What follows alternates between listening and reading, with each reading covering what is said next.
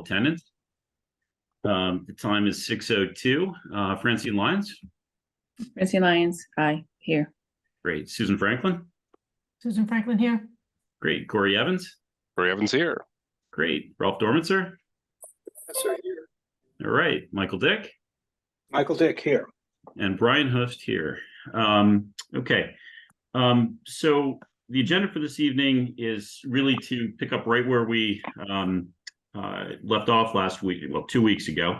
And I apologize for the delay, but last week was school vacation week, which created some complexity for multiple people on this call this evening. So thank you for everyone's patience and ability to meet today so that people could get back in the office and prepare for it.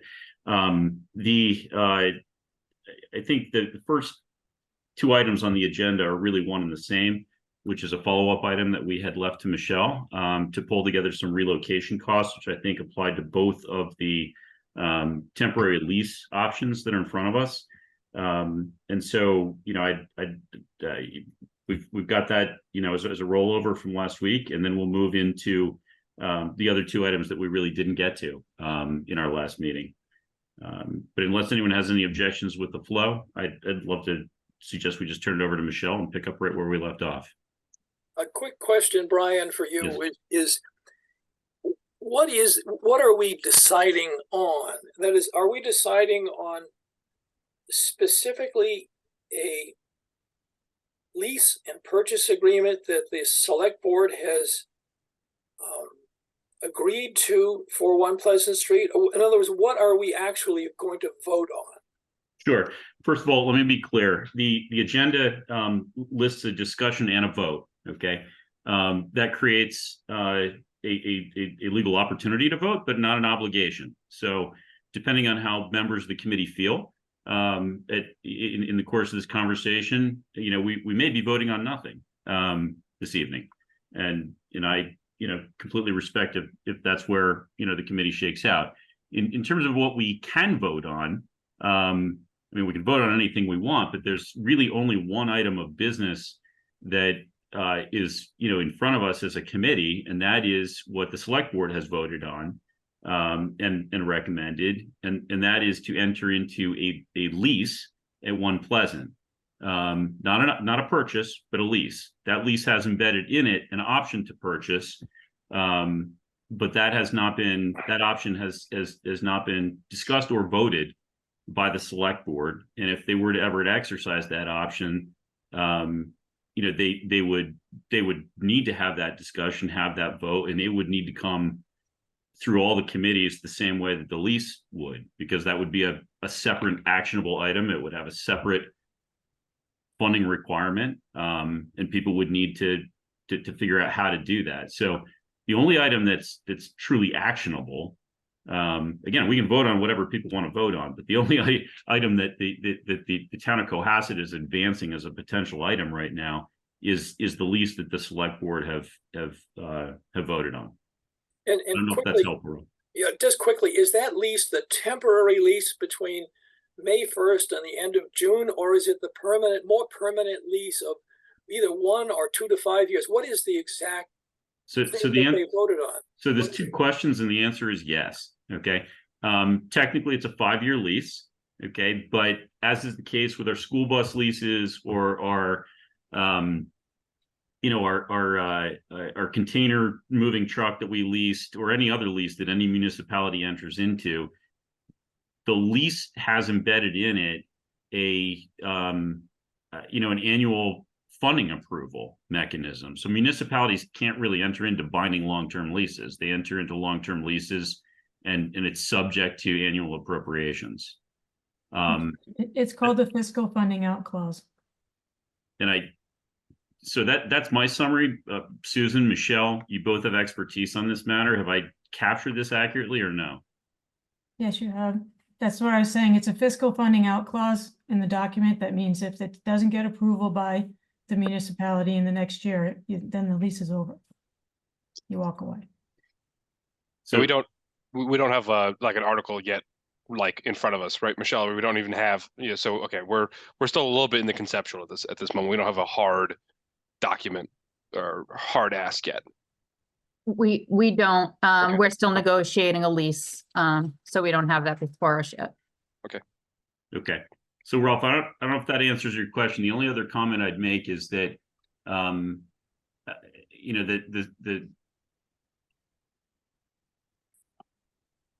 the entry into that lease would come ahead of town meeting, at least in some scenarios. Okay, but whether it exists after the town meeting depends on the vote at the town meeting. If the town meeting votes to make it go away, it goes away. So the only reason I raise that is I'm trying to figure out, is there anything really to vote on tonight if in fact there's no specific lease agreement? So we're kind of in a I don't know, in a kind of a vague place here where I'm not sure exactly what we would be even voting on here. So is that an accurate statement or not? It is an accurate statement, and if members of the committee, you know, don't feel comfortable, you know, voting what the select board voted and feel they need additional information, that's a perfectly legitimate position.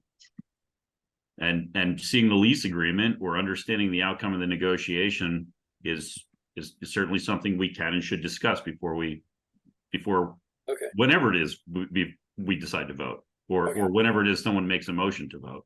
Okay. Right. Okay. Right, that's the thing. It had to be clarified in my own mind as to exactly what we're trying to do. So, okay, got it. I think at the highest level, what we're trying to do, well, what I would hope we're trying to do, and others, you know, may see it the same way or not. I would hope we're trying to be responsive to the fact that the select board has taken an action, and based on that action, we will need to make a recommendation at some point.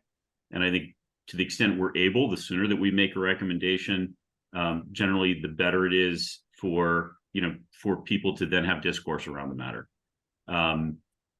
I also, you know, am very sensitive to the fact that, you know, this is something that perhaps not everyone is in favor of, and I'm very sensitive to the fact that you know, there are other opinions out there and perspectives, and people feel very strongly that they need to be shared, and I'm completely amenable to that.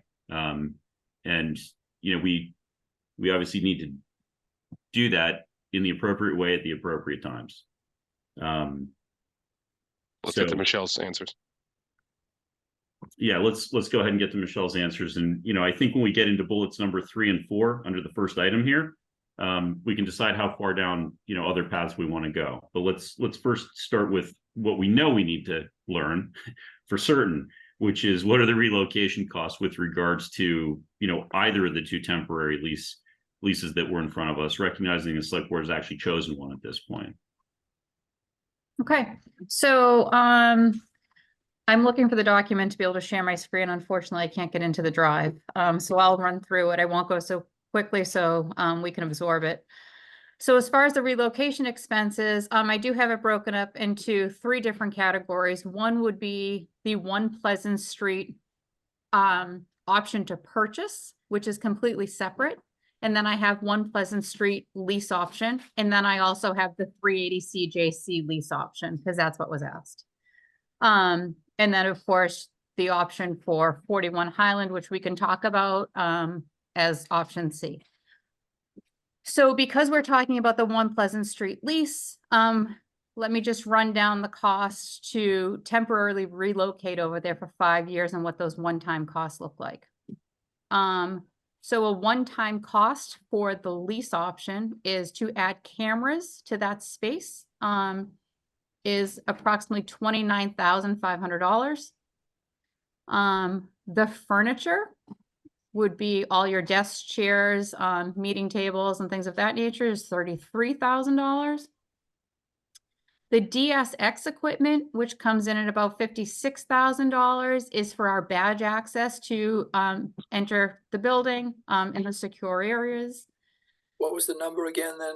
I'm much just for that gonna round all these numbers. It's $56,000. Okay, got it.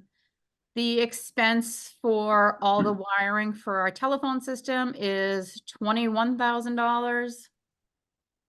The AV equipment and the ability to be able to broadcast through 143 with all the microphones and things of that nature is about $25,000. Why do we need that? Put a pin in that. I'll come back to that. Okay. Okay. Doesn't. I'm glad you said that, because when you hear the purchase option, I'd love for you to weigh in.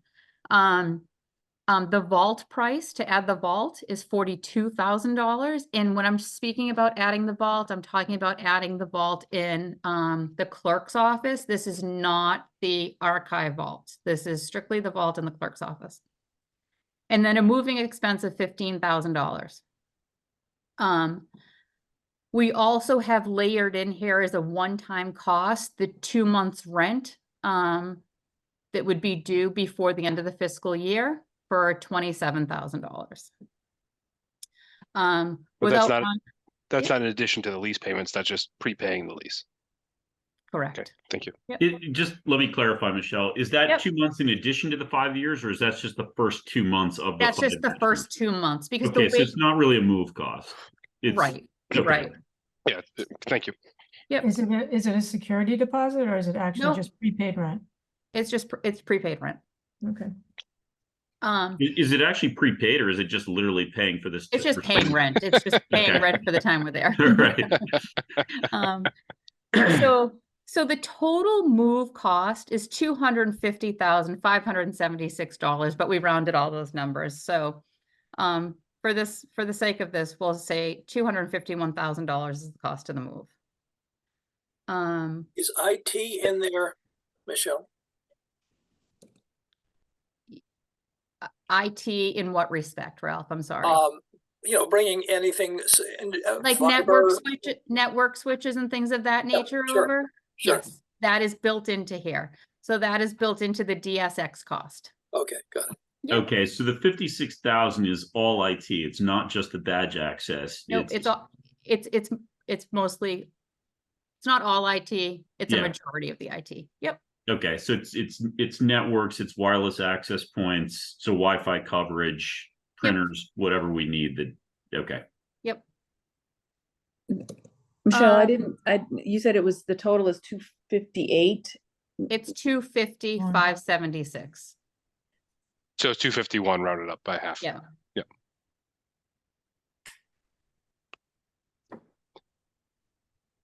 250,576.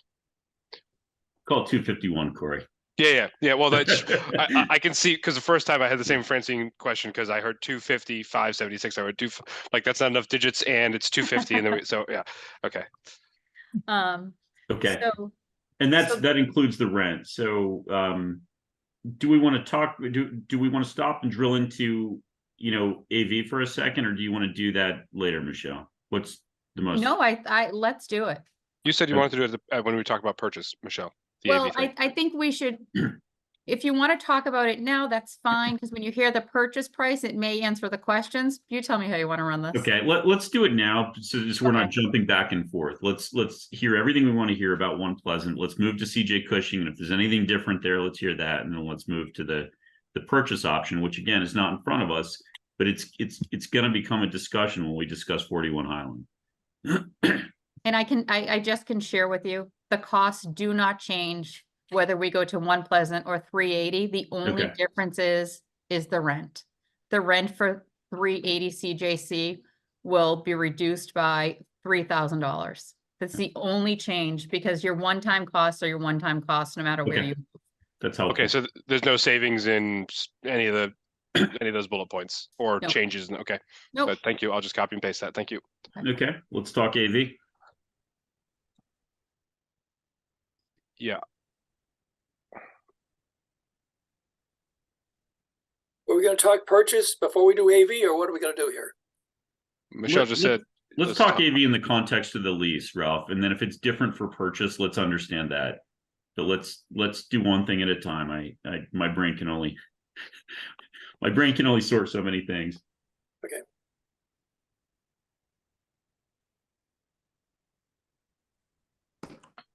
Michelle, you are muted. Okay, Okay, so the AV equipment. We have $25,000 in here, and that is for a new camera system, the Polycom system, and to be able to broadcast meetings. I am going to mention the price we have if we were to purchase the building, which we've asked Ron to go back to Don Royne and Dan Kelly and really refine these pricings, because they seem exorbitant to us. So to purchase, if we were to purchase the building, the way they have it outfitted is $131,643. And we said, no. So what Ron did is he went back and stripped everything out that he thought was not an absolute necessity, and he came to $25,000. Our initial feeling was, why can't we use an owl, right? There's Correct. all these technology advances, like, let's use them. Why spend anything? Right. Mhm. Especially if you're only leasing the property. Yeah. And especially because we already have it's a senior center if we need to do something big. Correct. And Yeah. that was the thought process. So that $25,000 we have highlighted as a, do we need it? Or do we not? And it looks like from everyone's facial expressions, it seems as if this is something that we don't need right now. So just, I mean, so backstory, I was on the 143 TV committee for a while, and one of the things we talked about was if there was a town hall building, how do we outfit it? But when those constants of discussions, the board at that time, and again, I'm not on the board now, I can't speak for the board then, but the board at that time was very willing and understood that the 143 TV would use the money that it collects for the purposes of, if it's for 143 TV to broadcast, they have their own funding mechanism. So that was always the working understanding, was any expense for high-end stuff would come out of the 143 TV account. So if the board feels like we absolutely need to deck this out with 30 grand worth of stuff, I'd just be curious if they're still willing to make the capital investment the way that we've talked about in the past. But also, the owls work great for, I mean, the size of the meeting room is probably about the size of the one at the library. Is that, I mean, it's give or take. I mean, maybe some more chairs in the back, but it's not like we've got a 50-foot wide stage we have to cover. So, and I think the owl works well for those meeting rooms. So yeah, I would save that expense. Doesn't make much sense to me coming from where I'm coming from. Okay, fair enough. So Michelle, sorry, I maybe I missed something, but the 25,000, that includes the owl, the Polycom, the whatever else we need to broadcast. I'm not sure I followed, because it sounds like It includes a new Polycom system. It includes a new microphone system, like microphone drops in the room, things of that nature. The It's a whole owl, production thing. Yeah. we have 5 owls. We can set them up on a whim. They seem to work fine. Like Corey just said, if it's a big meeting, if it's a public hearing and we need some more AV equipment, we can always go to Wilcott Commons, because this is the temporary lease solution. okay. So your suggestion is we don't need the 25,000 of AV equipment? I'm just not sure I totally followed. Yep, it doesn't seem necessary. This would be nice to have some of the AV equipment in place for meeting purposes. But if there was anything that could be removed, this 25,000 would be the first thing to be removed. Okay, and Corey, your point, if I'm understanding it correctly, is that 143 TV has their own money to buy this type of stuff? Yeah, so 143 TV gets a appropriation at every town meeting and is sitting. We have a capital fund, right? So if they felt the need, and again, if this is purely for the purposes of broadcasting on the airways, that's what that money is for. So okay, and how about the Polycom and the mic drops? So that's divided into 2 different things. So if it's a Polycom and mic drops, it's kind of the classic AV thing, where the owl is kind of like the IP, the video over IP kind of solution. So if you go with the AV system, then you're talking about all that stuff. Then you're talking about 25 grand. If you're talking about owl, you're talking about 0, and that's a VoIP, Okay, not an so AV. this isn't a Polycom phone in the middle of the table. This is a Polycom video broadcast system. Yeah, exactly. Okay, It's a whole got it. switching thing. Sorry. Yep. Multiple mics, Sorry. the whole 9 yards. Yep. I just think of the old Polycom throwing star in the middle of the Yeah, conference room the table. bat phone. Yeah, exactly. Got it. Okay, so this is not that. This is a full-blown like video studio setup. Okay, now that makes sense. Sorry, I asked a lot of questions there. Others? Anyone else have any other questions on the AV stuff? Okay. I had one other question on the telephone wiring. I guess we moved to, and this may be a question for Ron, Michelle. I mean, we moved to voice over IP a very long time ago, which means that VoIP system should be running either on Ethernet or Wi-Fi and not on Cat5 telephone wiring. So I'm a little perplexed that we would do telephone wiring in the building. But maybe there's a reason for that. Probably not telephone wiring. Yeah. Yeah, so I can't answer that question, but I can certainly find out the answer and shoot off an email. Okay, Yeah. Ralph, any thoughts? This is kind of your world as Yeah, well. well, you have Ethernet wiring so that you can actually directly connect your Wi-Fi zones. So you actually do have a rack with a number of Ethernet ports which you run around, usually Cat6 these days, but anyway, Cat6. And each one would be a run to a specific Wi-Fi distribution point. That's the way you have to get your Wi-Fi distribution points connected directly back to your switches in some way. So that's what you do. Right, but I think if I understood this correctly, all of the network is in the DSX line of 56,000, and so we've got this 21,000 line for telephone wiring. It may be for like the VoIP trunking system. We can get an answer for that. But Could so be. yeah, all our phones are VoIP right now. There may be some reasons we can't move it over from 41 Highland, but it may just be set up, reprogramming the trunk and all that kind of crap. Yeah, maybe I misspoke. I might have said Cat 5. I actually meant twisted pair. There's no reason to be running. I don't see. No, reason we're not. to No, there's no run way that- twisted pair. Sorry, if I said Cat 5, it's just because I've been away from my tech world for a while. But okay, so yeah, Michelle, if we could just find out what that is. I mean, if it's old school twisted pair 1980s. We don't have any of those. Definitely not that. We don't have any of So- those phones anymore. I do have an actual quote, and I wish I could access all this right now, but I'll be able to upload those for you tomorrow, and you'll be Okay. able to really dig into what Okay. everything is. It may just be our VoIP phones don't work well over Wi-Fi. I don't know. Okay. But it's not about phones, it's about Wi-Fi. That's what it's about. Yeah, I'm just looking at the telephone wiring number, Rob. Oh, you just separately? Oh, yeah, you don't need a separate telephone wiring. Well, there's a line item here. So Michelle gave us a $21,000 quote for telephone wiring, so I'm just perplexed by it. Oh, Telephone system, not wiring. So we just want to understand what that is, right, Michelle? Not wiring. I think it's a little of both, Corey, to be honest. She said Let me- wiring. I wrote let down me- wiring. So Okay. I'm just Sorry. perplexed. Let me grab, I'll get a hold of the quote, I'll get a hold of Okay. Ron, and we'll be able to figure that out. Thanks. All right. Does anyone else have questions on One Pleasant in terms of the move costs? I just $29,000 of security cameras. Yep, so, once again, that's another item we have highlighted that, okay. Okay. Therefore, for safety precautions, do we need as many? 29,000. Yeah. Well, if we purchase the building, it's almost twice that. So this is a reduced number, based on the camera drops, but, we're thinking, speaking to Ron, that as long as the front doors are covered, and the treasurer collector, and clerk's area are covered, I think we would satisfy a need there for a lot less than $29,000. Okay. I mean, there's also, and this is other people's expertise, but you've got same thing. We're talking about the network system. A lot of the cameras are power over Ethernet. And if we're running, Cat 6 or 6A or whatever we're doing anyway, do we have to have a whole separate CCTV? What exactly is this? And can we make it $9,000 instead of $29,000? Yep. And without being overly emphasizing the point, what are you going to do about the vault, the vault that has all of the archives in it? I mean, if I'm being honest, as of right now, there is no plan, Ralph. There's no plan right now to move that vault. The vault is going to remain at Highland Ave for the time being.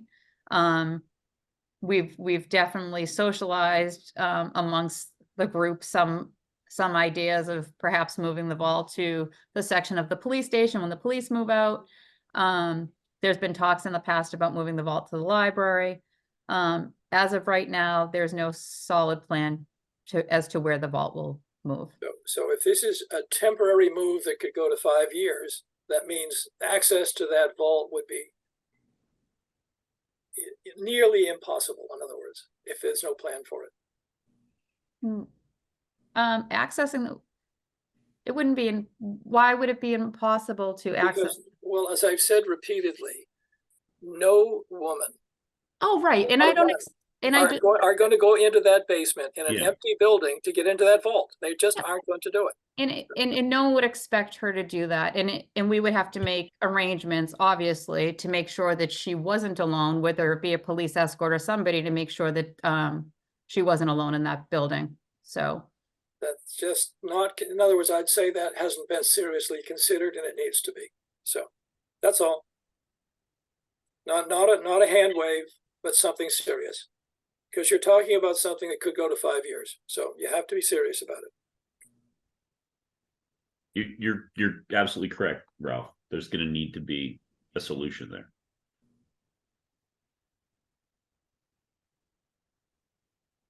So how do all these go up if we purchase the building? Speaking of police and fire. okay. So if we were to purchase the building, now we're looking at the camera system at $59,000.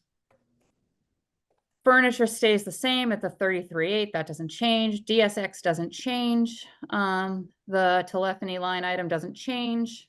The AV equipment, as we just spoke of, goes up to $131,000. The vault doesn't change.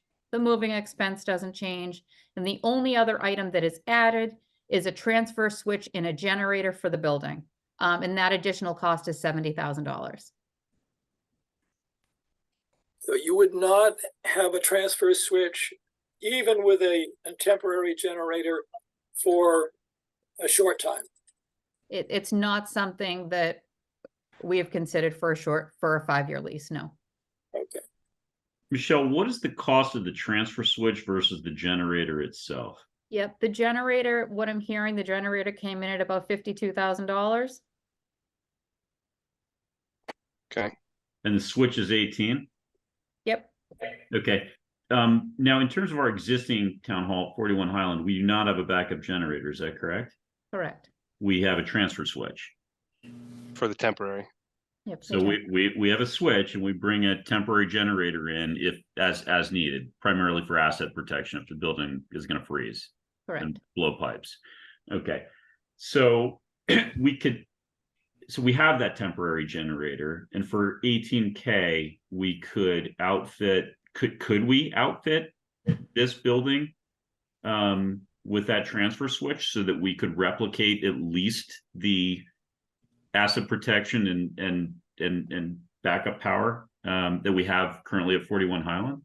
Yep, it is an option. It's something that we can add. And I just want to highlight that we were mindful about things that we were adding to the building. Certainly for the lease option of things that could be removable and things that we could take with us, and the fact that if we did move back to 41 Highland, Yeah. or we moved somewhere else. So adding a transfer switch, I think wouldn't be such a terrible idea, considering now that we're going to reduce the cameras and the AV equipment. But on that point, Brian, I mean, obviously 41 Highland asset protection, you said this is going to be a 2023 building with much better insulation. Yeah. I just wonder if, I mean, and again, all the apartments upstairs aren't going to have this backup power. And if anything up there, which is what would freeze first, and that's where all the bathrooms are, it's going to hit us anyway. So I'm kind of thinking like maybe the whole building should be backed up, and maybe that's something that eventually the land owners would do through some program. So even if we spend the money, it probably doesn't even get us the protection we're looking for anyway. I mean, and maybe we get it a better way otherwise. On the furniture, Michelle, so 2 questions. One, are we bringing any over? And if it's temporary, is that furniture we're tossing, or we're eventually moving back to our permanent location?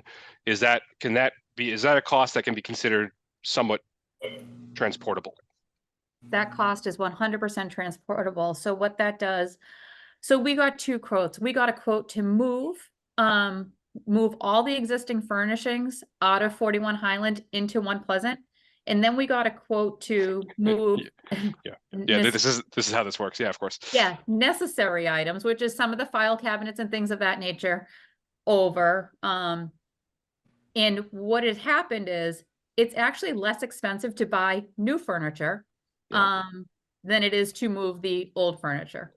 This is exactly how warehouse racking works. No one ever moves warehouse racking. You just buy new ones because the math doesn't work for some reason. Right, but if we were to purchase new furniture, I think we would go through the expense and take it with us. Okay, Um, all right. Maybe, unless it's more expensive to do that again. So, Right, it okay. may be. I was hoping that would be something that it would be a long-term investment. Okay.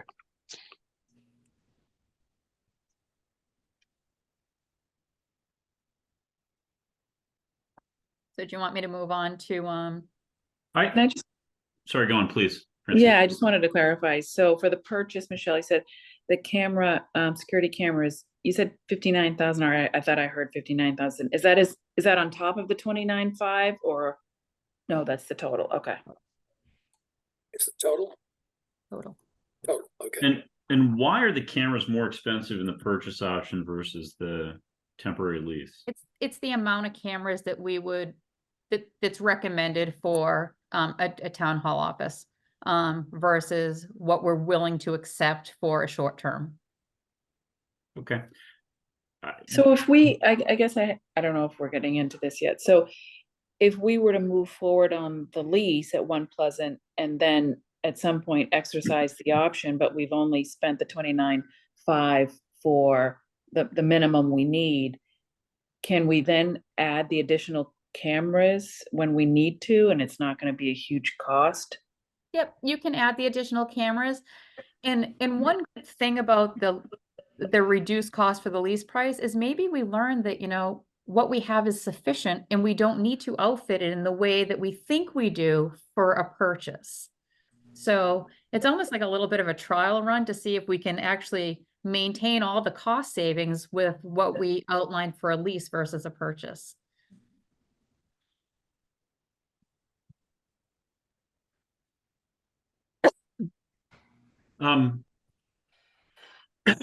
So Michelle, there was a credit if you exercise the purchase within the first year of the lease. Is that still on The the table? credit's still on the table. The credit is $175,000 towards the $3.2 million purchase price. So it's most of the first year's lease payment, or is it all the first year's lease payment? I think it's 95% of it. Okay. It's about 200 grand a year. Yeah. So Yeah. Okay. I'm just kind of mentally processing, you know, what's the right number in terms of cameras. I hear loud and clear that we can spend less than 29.5. I'm also sort of wrestling with the fact that there's probably still going to be working on the rest of the building. So you're going to have contractors in and out, and then you're going to have people moving in and out, and then ultimately occupying the building. So I don't have a view on it, but I'm just kind of spinning as to whether or not, you know, we really want to cut deeply into our camera number, and if so, how far. But it So still what I can- seems like a really high number. Like, I mean, I don't, you know, Yeah. I mean, I don't live in this world, but from, you know, what we've done for my company, that's a lot of cameras. So what I can share with you, so Ron has a plan outlined of where all Okay. the cameras will go Okay. for the lease option versus the purchase, and I'll upload all that, so you'll have it. Okay. And then you'll be able to say, oh, well, this one doesn't make a whole lot of sense, but Okay. this one. So this isn't a swag. There's like a serious plan down to the camera, down to the location. Oh, yeah, yeah. People have a view on exactly what they want, and you're comfortable with the smaller number. Is that what I'm hearing? Mhm. Okay. Yep. Then I'm not going to drill into it. If others would like to, they're welcome, but that's not for me.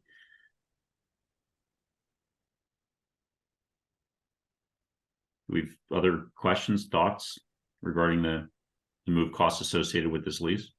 The only thing that always comes up is what didn't we think about? Okay. So, whatever that Unknown is. unknowns, right? Known unknowns and unknown unknowns. The short answer, Ralph, something. Yeah, Something. yeah.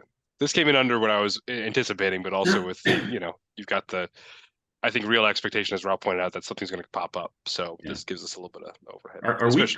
Are we comfortable with the $15,000 moving number? I mean, having moved a couple times and not too Well, not too distant past. I mean, it's some of that's built into the furniture cost, right? That's what Michelle just said. We Okay. swapped moving for capital. So Okay.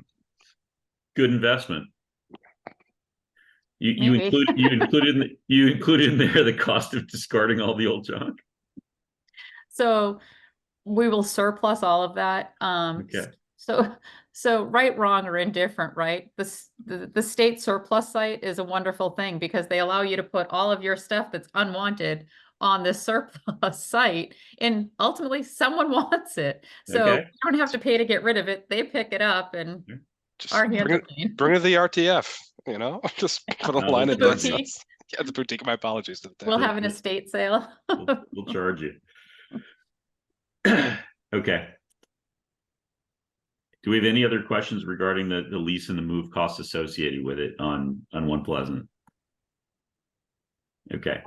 Do we So have, so the total number for the purchase is just, the 251 minus the rent plus the $70,000 generator? Plus 70,000, and then the additional camera and the additional AV equipment. Oh, right, okay. So it's So- 428,000. so let's talk you. about that.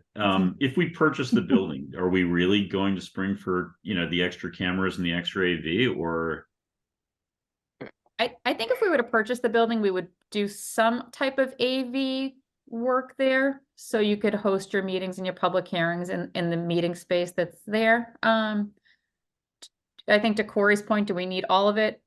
Unlikely. Maybe 143 would pitch in and take a portion of it.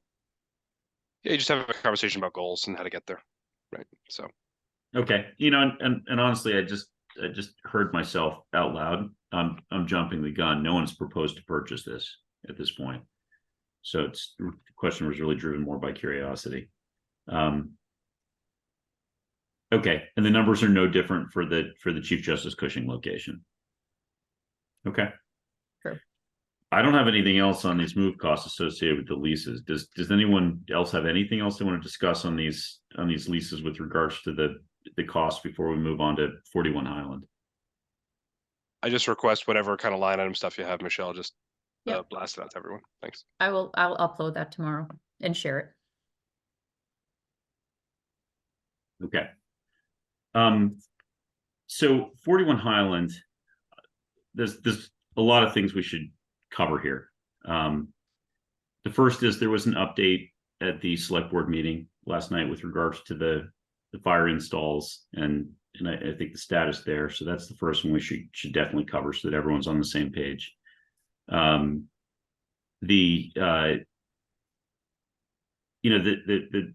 second and bigger issue is that there's clearly clearly concern with regards to what's going to become of 41 Highland. And I think we should have a blunt conversation about at least what's not going to become of 41 Highland, and then move on to what could. And in that context, there are some very strong views and clear views that repairing that building and pulling people back into it, or possibly never even leaving it, is one of the discussion points that people feel needs to be had. So, with all that, I don't know if there are additional items that people want to throw in right up front. I don't want to broach them yet, but we can at least list them. If people have things they'd like to add to that list, I mean, that's just kind of my list off the top of my head. I'd like to begin, to start with Michelle with the update, but if there's anything I missed that people want to throw on that list right up front, we can do that now, or we can just get to it. Well, the only thing that in the broader context of something we can't really vote on, honestly, I think, Brian, would be the options available to us, because that's really the fundamental question that I think most people want to know is what are our real options here? And Yes. I don't know how you get at it. I'm not sure myself, but I do think ultimately whether we do it now or in the absence of a specific request by the select board, I'm not sure, but we do need to get at it somehow or other to offer at least a recommendation, I would think, or at least a conflicted or several recommendations, as I guess we'd probably come up with. But anyway, but I do think you need to know something about what the cost would be to actually renovate 41 Highland. You have to throw in, obviously, what we already know what One Pleasant Street looks like. And the last one, of course, is the Stasco proposal for the back of the parking lot. So now there are three possible proposals. Yeah. How you get at it and whether we do or don't get at it, I don't know. But anyway, that's the way I'd look at it. We should certainly touch on it tonight and go as deep as people feel comfortable going tonight. And the fourth bullet is on this agenda for a reason. It's so that it has the opportunity to be addressed. Sure. So that is why it's there, and that was, my intent. So why don't we go ahead and start with Michelle with an update on the fire code issue at 41 Island. Yep. So, 2 weeks ago, we had Boston Builders on site. They installed the fire separation doors between the town hall annex and the historic portion. That work has been completed. The plan now is to move the folks from the historic town hall over to the annex. That move is happening March 8th, and that will include the assessor's office, the finance office, Brian Joyce, and facilities, as well as sewer. Sewer has already moved. They were the first move.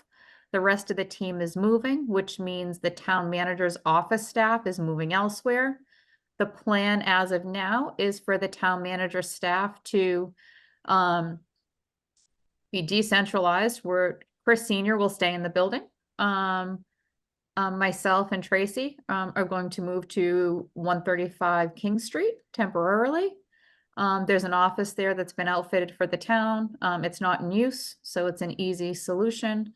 HR and the HR generalist are going to move over to the library, switching between the Safe Harbors office, recreation in the library space. So that frees up the space for the other folks to move over. Brian Joyce will move between the DPW. And I mean, he's in the field most of the time anyhow. Put him at the And- sewer plant. Yeah. Yeah, and facilities, Nick Berardi, they have a home at the Deer Hill School, which he will work from. So that will take all the employees out of the historic portion and move them to the annex side or out of the building. That's a temporary move, and when we're talking temporary, if One Pleasant is approved, the idea is that in 4 or 5 months, everybody will move together again back to One Pleasant Street. But in the interim, just to get the folks out of Historic Town Hall, the plan is to move them March 8th into the annex, or the places we just identified. So that is the update. Okay, so just in summary, as of March 8th, we will at least be compliant. Is that a fair Correct. statement? Okay, but dispersed. Yes. Just out of curiosity, it strikes me as very strange to move you away from 41 Highland Ave. No kidding, Michelle and Tracy. Whereas sort of the management team would want to be together, I should think, and somebody else of less importance could actually move to some more remote location. Maybe I'm just imagining your importance to Chris, but I do think there's an issue. Or overestimating the importance. But anyway. You'll have your hands full at King Street too. So I think there's a lot going on there too. So the reason we are moving versus others is you wanted to keep the finance team intact. And there are other teams that work so well together that we were thinking, because we have most of the resources, right? We have the laptops, we have the cell phones, we have the resources to be able to work off-site, that it just made more sense. Obviously we can stop into the annex, but we won't have a desk. Break room. I'm being facetious. I apologize. All right. You're near Dunkin' Donuts anyway. No, Ralph's being facetious. I apologize. Okay. Okay. Does anyone else have any other questions on the relocation plan?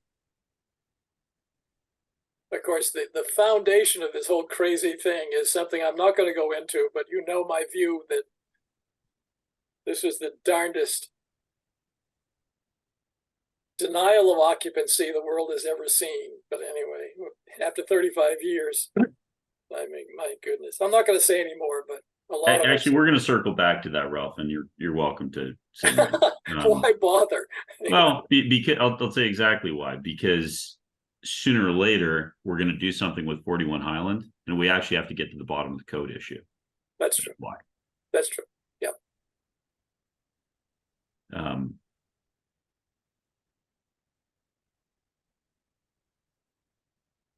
Okay.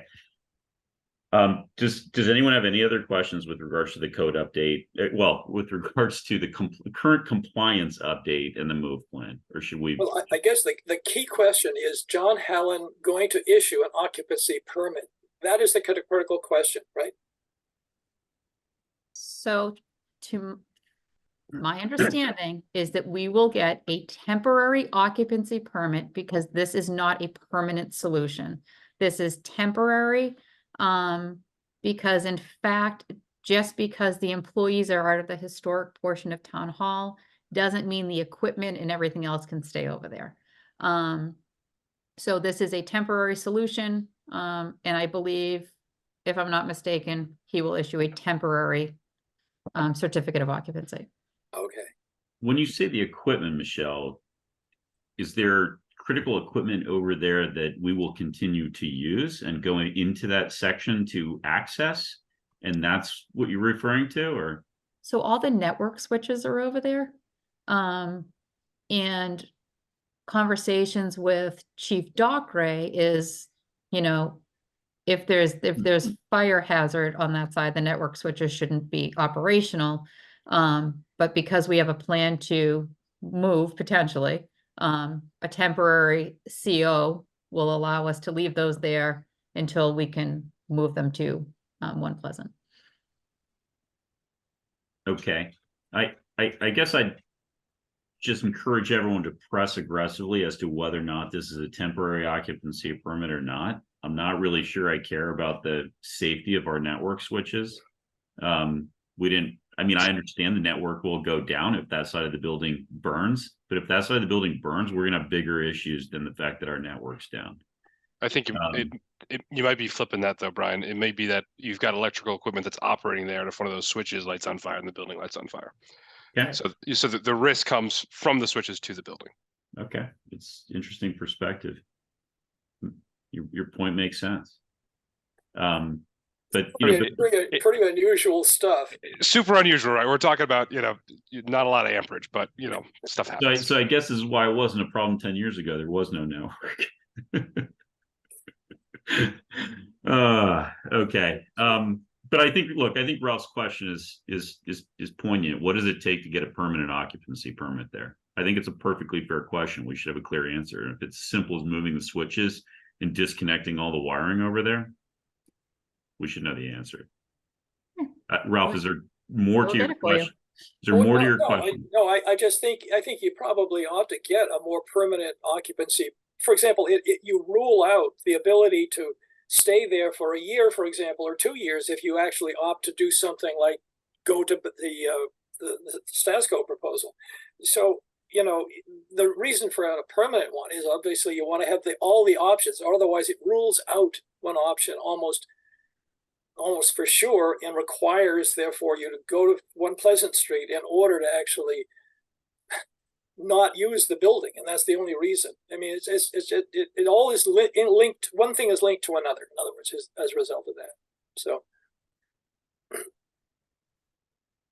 it does. I mean, your point's accurate that it does rule out the one option, which is staying in the building. Yeah. But right. but I just would encourage everyone that, you know, whether it's CJ Cushing or One Pleasant, moving to either one of those spaces doesn't rule out any of the permanent options, including coming back to 41 or the Stasco proposal. Sure. It's a money item mostly. Yeah. Yes. Okay. Does anyone else have anything further on, you know, on the current fire compliance and the relocation, or should we move on to, you know, 41 Highland bigger picture? And just a quick one, Michelle, that Jackie was in the building the other day, and voting has already begun to occur, but is not going on in the auditorium anymore. Is that essentially correct? We're no longer there. That's correct. Yes. So early voting now is downstairs in the annex hallway. And obviously the presidential primary next week will be at Wilcott Commons. Okay, got it. All right. Will that be our voting solution for the fall? No, so I shouldn't say no. At this time, we're working with the schools to see if we can move voting to the school. All right. I don't want to belabor the temporary thing. I was hoping that the installation and the fixing of the problem would give us a little more clarity on what we can do. And the temporary thing is kind of like, it's like a tease. So, and I don't really know if there's a question that I have, but if at all possible, more clarity on what that means somehow. Is this something where, if we had 5 years, what do we do with that information? I mean, so it's not safe. We kind of already knew that, or there are safety concerns.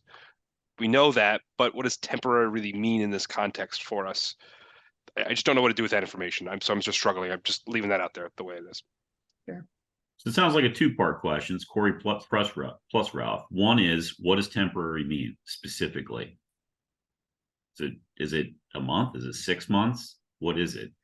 And what has to be in motion, right? For that temporary to hold. It sounds like we have to be moving towards a solution. But I'm just thinking out loud. So what does temporary mean? Corey's question. The second question is Ralph's question, which is, what steps would need to be taken in order to make that temporary occupancy permit a permanent occupancy permit? Okay. I will talk Right. to John Hallen in the morning and get those answers. Okay, that would be super helpful. I think everyone would benefit from having those answers as we try to make bigger decisions here. Sure. Okay, so moving on to perhaps Let me go on and read you something, because my recollection was the words were temporary were never in its original or second letter, which I'm looking at right now. It was dated the 26th of January 2024. It says, if all of the above steps are taken, and these are the ones we're just talking about, it is my opinion that the 1987 addition fire sprinkler portion of Town Hall will comply with the building code and be available for occupancy. The actions listed above will allow for a new certificate of inspection to be issued. So he did not use the word temporary in that letter of the 26th. So we need clarification. We would rather not encourage him to change his language, but that would be changing the language which he has issued already. So. Fair enough. I will speak to him in the morning and get clarity. Yeah. and if it changes, we'll need clarity on why.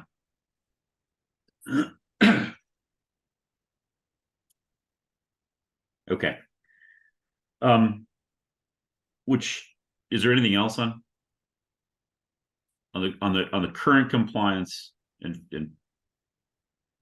the dispersal of the staff and the occupancy permit, whether that be temporary or permanent? Is there anything else on that topic before we move on to the next?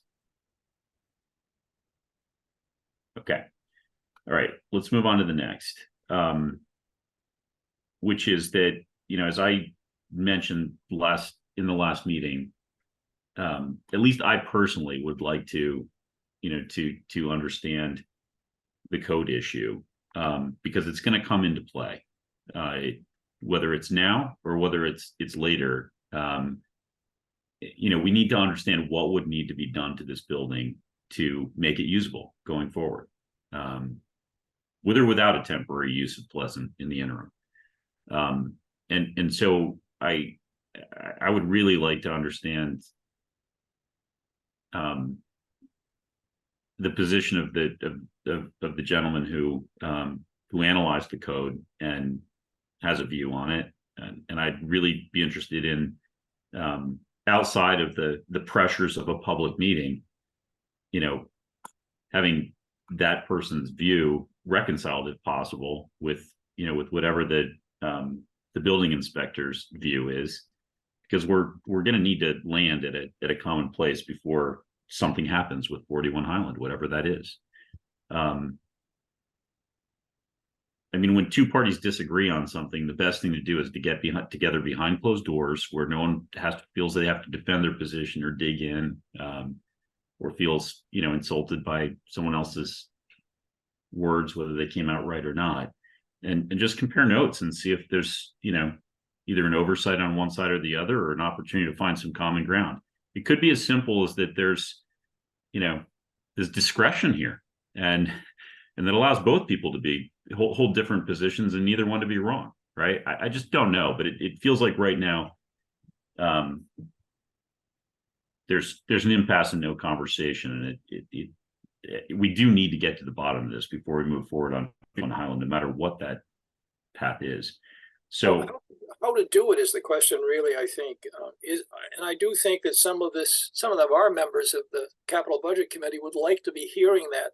So the question is, do you want to do it in this kind of a forum, or do you want to do it in some other kind of forum? Is the question. And don't you actually post a meeting if we're going to have more than 3 of us? So so I think we all want to do it. The problem is that, if you put, this gentleman, I don't know his last name, but it's Peter, and if you put him and our building inspector, on a hot mic, on a hot video feed in front of a room full of people, that's just not going to go well. I'll give you a little perspective on that. That meeting has taken place and it didn't go well for a number of reasons. And I then personally had meetings with John Hallen. It isn't that they don't go well. It's that there are 2 different views, very, very different views of what the code from the time when the 1987 building was built, which was the 4th code, what it really said. So there are serious differences of opinion, which I don't think this board can know or understand, but have a right to have heard about, because the actual face-to-face between John and Peter Longley and Clark Brewer, who was in the meeting too, really, it wasn't that it was a bad meeting. It was just the fact that there was no way to get a common agreement on it. And I'm going to argue it's somewhat moot, to be honest with you now. And it's moot because there is a temporary solution, which is the firewalls anyway. But what it relates to, though, is what is the current 9th edition of the code require us to do in the 2 buildings, which is the more relevant question here. Because you're not going to be able to go back and use the 4th code edition to revisit John Hallen's original denial of occupancy. We're just not going to go back there. It's not going to be fruitful, and it won't make any difference anyway. But I do think a discussion of what is appropriate under the 9th code, which is much more stringent, obviously, is the right discussion. And maybe there might be a meeting of the minds there. What is really necessary and what does it cost? So that's where I'd be. Okay. Can I follow up on that a little bit? I mean, I think, Please, anyone. Said another way, Ralph, is how do we get there, right? How do we get, we're here, how do we get there? And we all have to understand where there is. But Michelle, I think I want to bring you back in. So many of the previous town hall problems or the projects snowballed because whatever that rule is, when you've got the 30% of the value, problem. If we were to take the building and instead of looking at it as, one monolith, we're going to break it up into its components pieces, which is kind of what I'm hearing from Clark and everybody else. And we did it over a period of time. Is that an effective way to kind of avoid stepping on that landmine? And do we have any sensation of finding, I don't want to say happy medium, but a place where we can get to where we need to go in a stepped way? And do we have a sense of how many years that would take or how long that would cost? That's just been in my head, so I'll leave you with that and see where you are.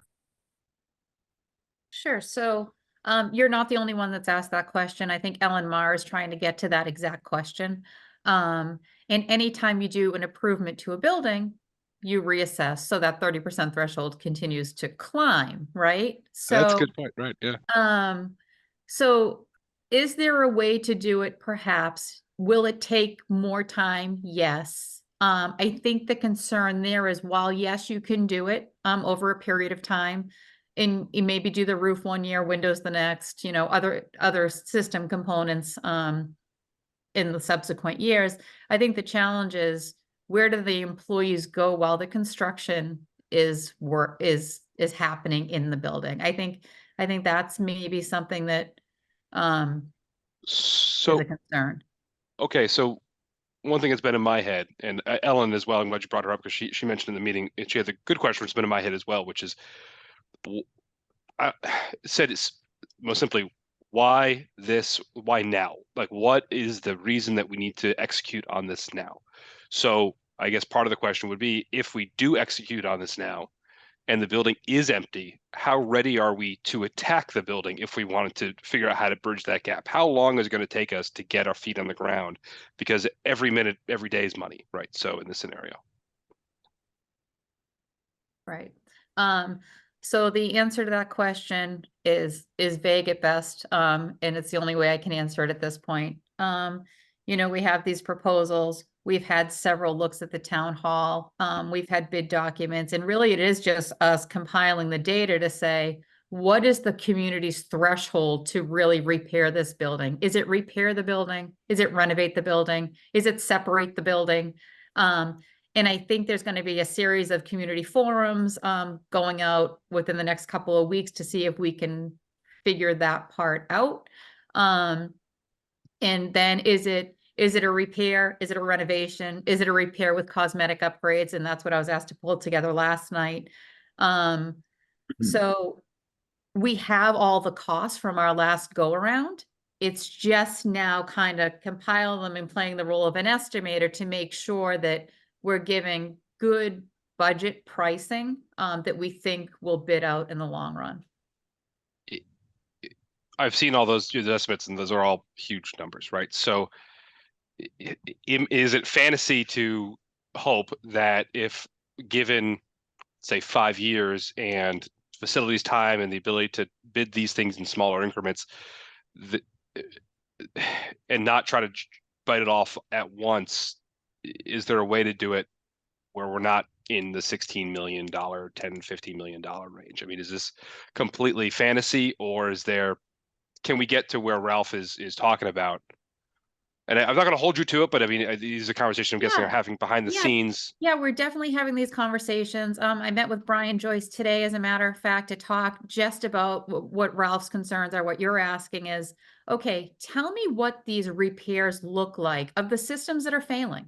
Tell me, and tell me what it looks like to repair the building to bring it up to compliance, right?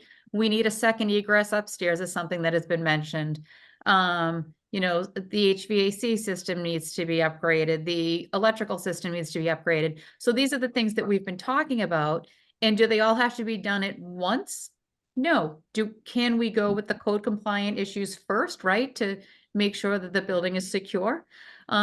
Certainly. And we're looking at that number today. Brian and I have a straw man. I don't know where it shook out by the end of the day. But that is something we will be prepared to present.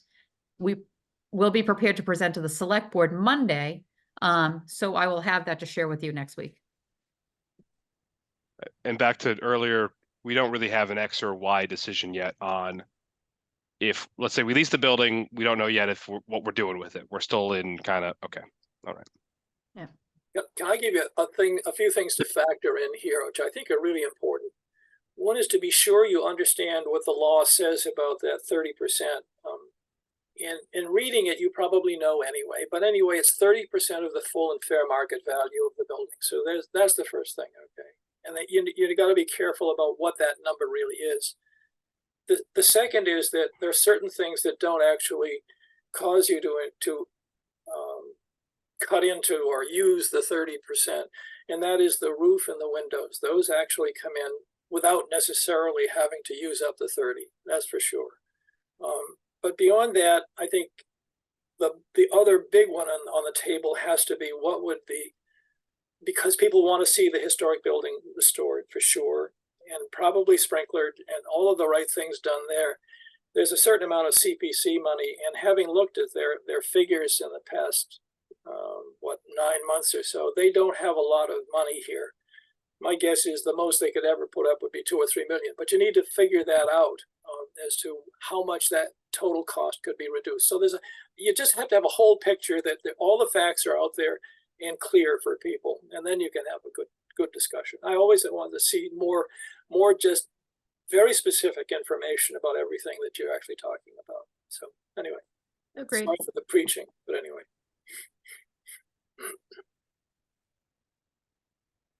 So I just want to pick up, sorry, Michael, you're on mute. I have a proposal, and Ralph does too, from Clark Brewer that, Michelle, I don't know if you've met with Clark or had a chance to review this with him, but it goes to a rehab plan for 41 Highland Avenue for both the 1857 section and the 1987 section. I'll just give you the high level. To do the 1957 building with sprinklers and fire alarms, minor modifications, including corridors. I'm really not in a position to speak with any authority or clarity here.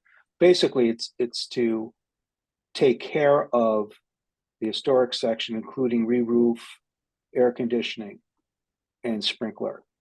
And on the 1987 section, it's to re-roof and upgrade the interior finishes.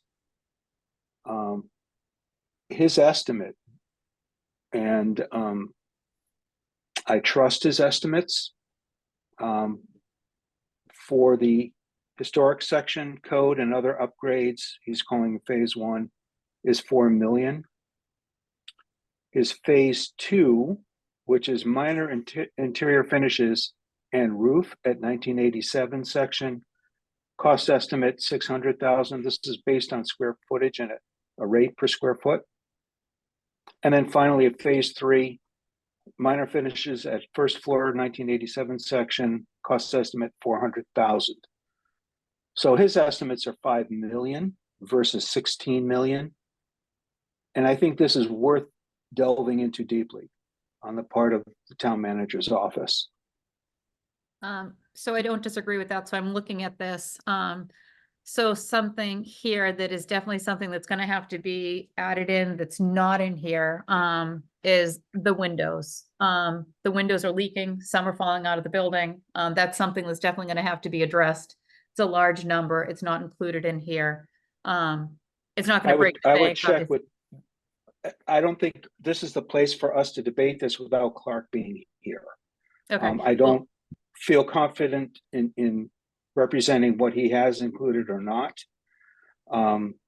So my purpose in bringing this up is to urge you to review this with Clark and see if it actually is doable, and allow us to stay in that building.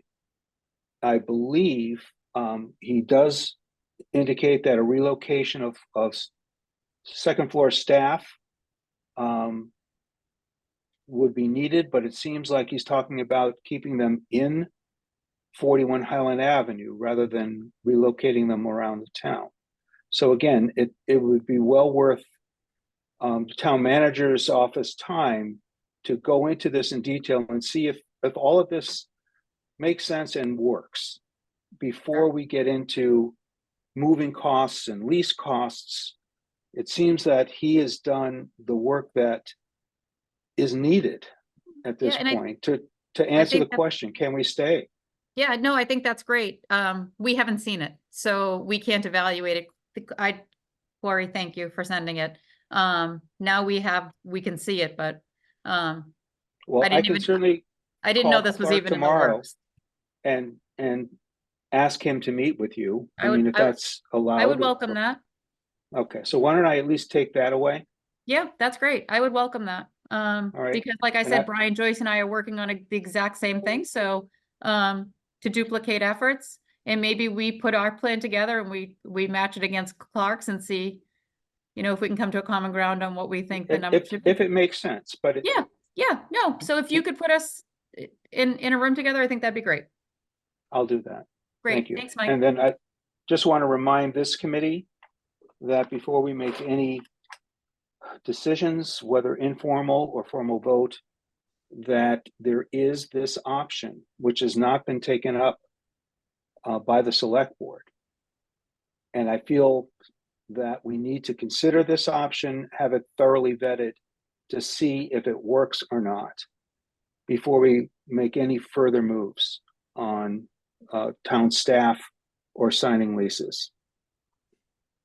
That's what I have to say. Mike, you're talking about Clark's proposal? Yes, I am. Okay. Can you just summarize it in, I mean, I've got the list here, but No, just, I really don't feel comfortable summarizing it beyond what I've just done. well, I don't, I just want to try to put it in my head and I won't hold you to it.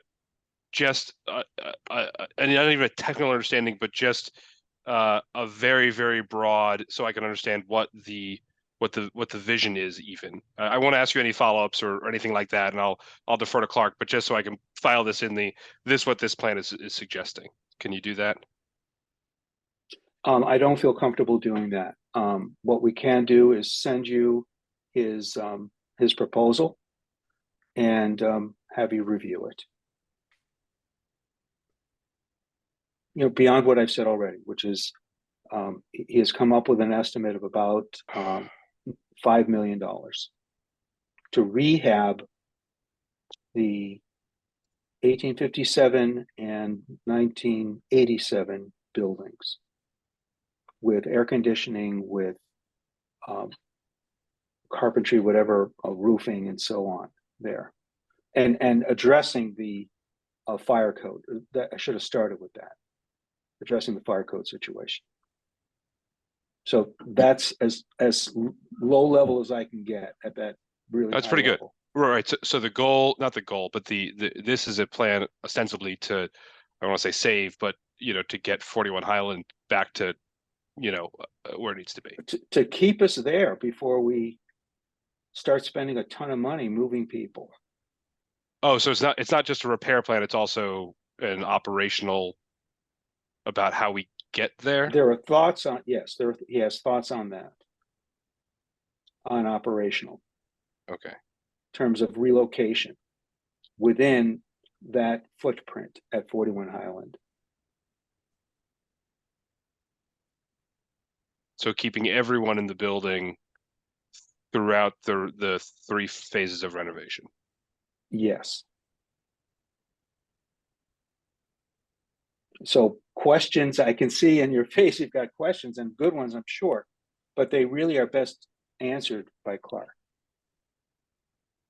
So would it be off base for me to ask Corey to sit with Clark and I to look Oh, through it? So definitely. Anybody So with an interest should. yeah. So Corey, if you're available, when Clark has a moment to meet, if you'd like to. No, I absolutely want to hear about it. Because it's funny, because I think the question in my mind is, we talked about this in regards to the fire break door, right? 10 seconds ago, which was, if we did it with people in the building during the week, it was X. If we did it without, it was Y. So I'm trying to weigh, different pathways here, right? So, what are the benefits to having people out of the building, if there are any, in when it comes to how we can attack this stuff? That's kind of my question about this. Like, if we do move out, what can we do? Are there savings there? Are there things that we want to do? Because we are spending a lot of money. I mean, there needs to be, $1.2 million of potential savings somehow. I mean, not necessarily that amount of money, but there needs to be at least an expectation that by moving people out of the building, there is some operational reason to. And if, the same thing with Clark, with Clark's plan, if it is to keep people in, well, does that introduce any hiccups? We just learned about how much it costs to move stuff around, right? So if we're moving 3 times, what does that look like, right? So I think it's what we're all trying to do is just kind of list everything down, and this is a great way to drill down into it, because at the end of the day, we're going to be looking at, well, hey, I spent a lot of money here doing this when we could spend less doing Y, whatever that works out to be. So yeah, I'd love to learn. I mean, that's really the base level I'm here trying to understand. With, I think the goal in my head which is not negotiable, is that something has to be done with 41 Highland, right? Whatever it is. So how do we operationally get to that point the most efficiently? So, you know, and I'm agnostic to how that happens. But you know, but I want to be sure that we're listening to all the options that we explore, you know, the challenges, the costs, the benefits of every direction. Right. Clark is in a planning board meeting tonight. It conflicts with our meeting. Well, he should stop being such an involved citizen. Yes. Okay. Thank you.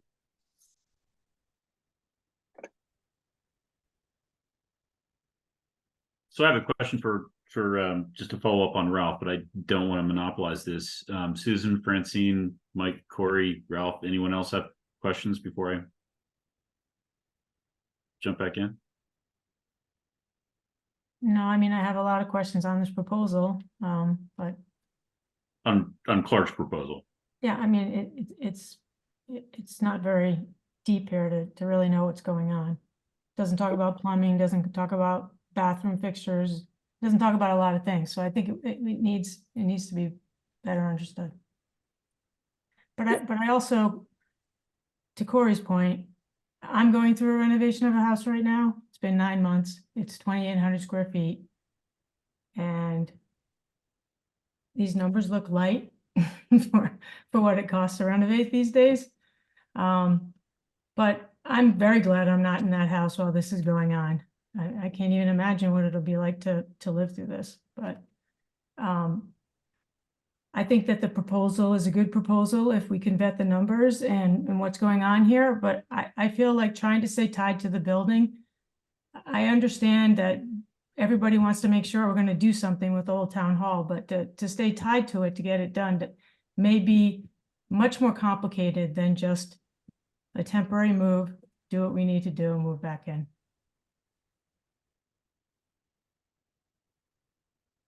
What you're bringing up, Susan, is what really I'm concerned about is we don't really have the options clearly defined in a way where we can really talk about them. We really don't. It makes it really tough, and it's almost not even our prerogative to do it in an odd way. So. So Ralph, when you talk about that, would just having a very healthy conversation about options and a commitment that we will act on one of them when they're more fully vetted be sufficient? Or do we actually have to arrive at a final option before we can do anything? No, I'd say a really thorough discussion of all the options with all the figures would be terrific. It would be terrific. I love it. And even if we didn't try to reach a conclusion, at least we had the information available. So, yeah. We've been on that, you know, I hate to tell you how long I've been on that kick, probably for 20 years. Give me the options and thoroughly, and the efficient ones, the low cost ones, the more costly ones. Just give me a chance to look at it all. And I think everybody who wants to vote on this at town meeting or at a ballot really wants to know what are the potential things you've thought about, and have you considered all of them? And to some degree, things have failed because they really haven't felt. Many people didn't feel they had a full suite of options with which they could make a decision. So. Yeah, I agree with you. It's a good exercise. It also uncovers a lot of things you might not have thought about, but when you drill down that deeply. I don't want another failure at town meeting, that's all, or at the ballot.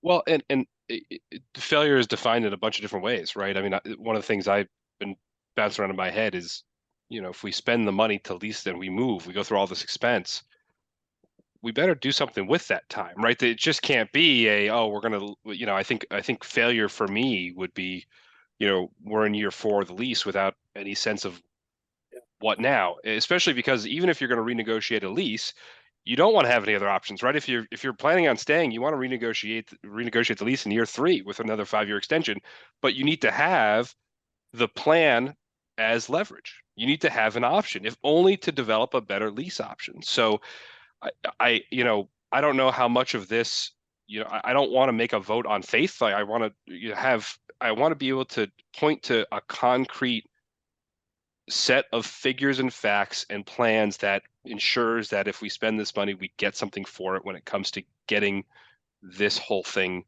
done, not kicking it down the road, not looking up and releasing it because we haven't figured it out.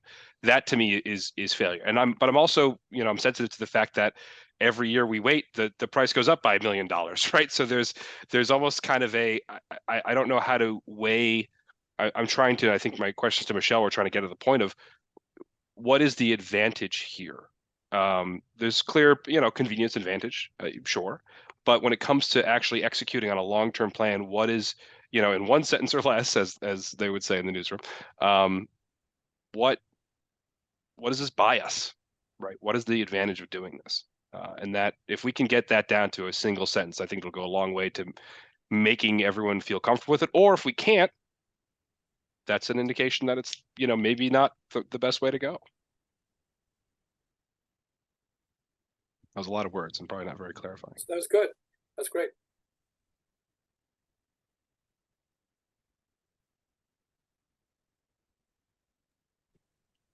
I do want to hold myself in check though, because I do think I'm going to be very inclined to believe in small numbers.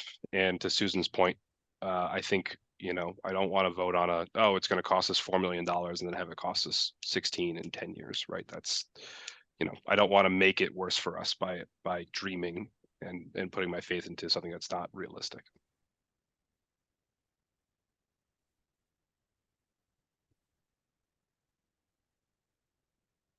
Others? Okay, I have a handful of just comments, and it really runs across several different issues. And hopefully that's a catalyst for additional conversation as opposed to a closing statement. The first is, Michelle, first of all, thank you for your willingness to sit down with Clark. That meeting is a much more collaborative version of exactly what I suggested between Peter and John Hallen. You know, if you sit down in a room and hash through things, you know, conversation creates understanding. Even if there's a difference of opinion in the end, it's helpful. So thank you for taking the time to do that. When you meet with Clark, I would just ask that you know, that we also pay close attention to the difference between hard costs versus all-in costs. And it's possible that everybody's right.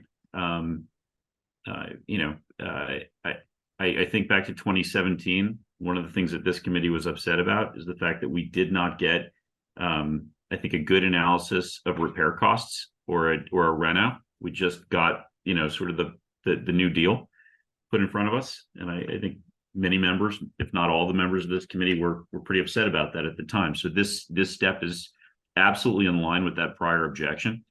And addressing that prior concern. That said, you know, we got a very pithy one paragraph back from our OPM at the time, back in 2017, when we asked for reno cost. And my recollection was that the reno cost was going to, the renovation as opposed to raise and rebuild was going to be somewhere in the mid $300 per square foot. And, you know, now we're sort of seeing a $500 number. It's probably not that far off. But that was just the hard cost. And by the time we, you know, grossed it all up for, you know, for all the various layers that come with public sector procurement, we came to a very different number. To Corey's point, you know, this last town hall project, the reason it started as a $14 million number is because they threw a $550 per square foot, you know, estimate on it. And, you know, we ended up at a very different place. So I think we do need to be cognizant that these numbers can change, even when they come from extraordinarily qualified parties. You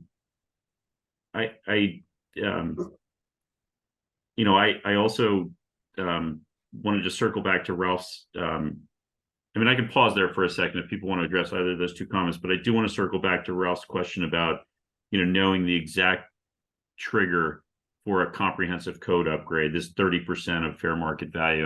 But let me just hang that for a second and just ask if there's any questions, comments, additional conversation on anything that I just said. Okay. Okay. So moving back to the 30%, Ralph's absolutely right. We need to know, like, sorry. I'm going to need to walk my dog in a second, or at least let him outside. We're going to need to know surgically. Hey, pardon me. I'll be right back. Come here. We'll take a motion from the dog.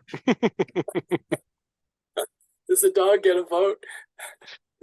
I'll make a motion to let him vote. It's fine for me. So moved. Yeah, exactly right. Don't know what it means, but we're going. Sorry, that was a 120-pound Tibetan Mastiff, and they get their way. What I was saying is we need to understand this surgically. So, and Michelle, maybe you can even just do this for us right now, or maybe we need to, take this as a follow-up item. But my understanding is it's 30% over a period of time. Is it 3 years? I don't know that it's over a period. I don't have that answer, but I think Ralph might. I'd have to pull that statute up. If you can, as long as you're talking, I'll go pull the statute. Okay. That's fine.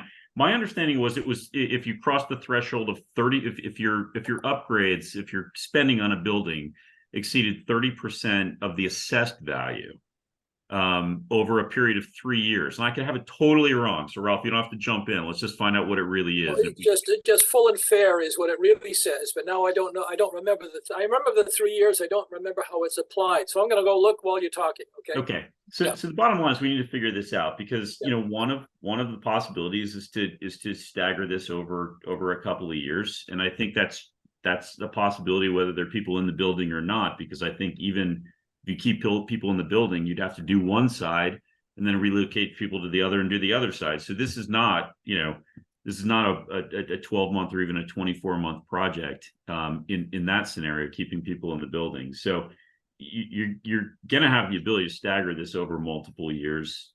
Depending on what the statute says, it may influence how you stagger it over multiple years.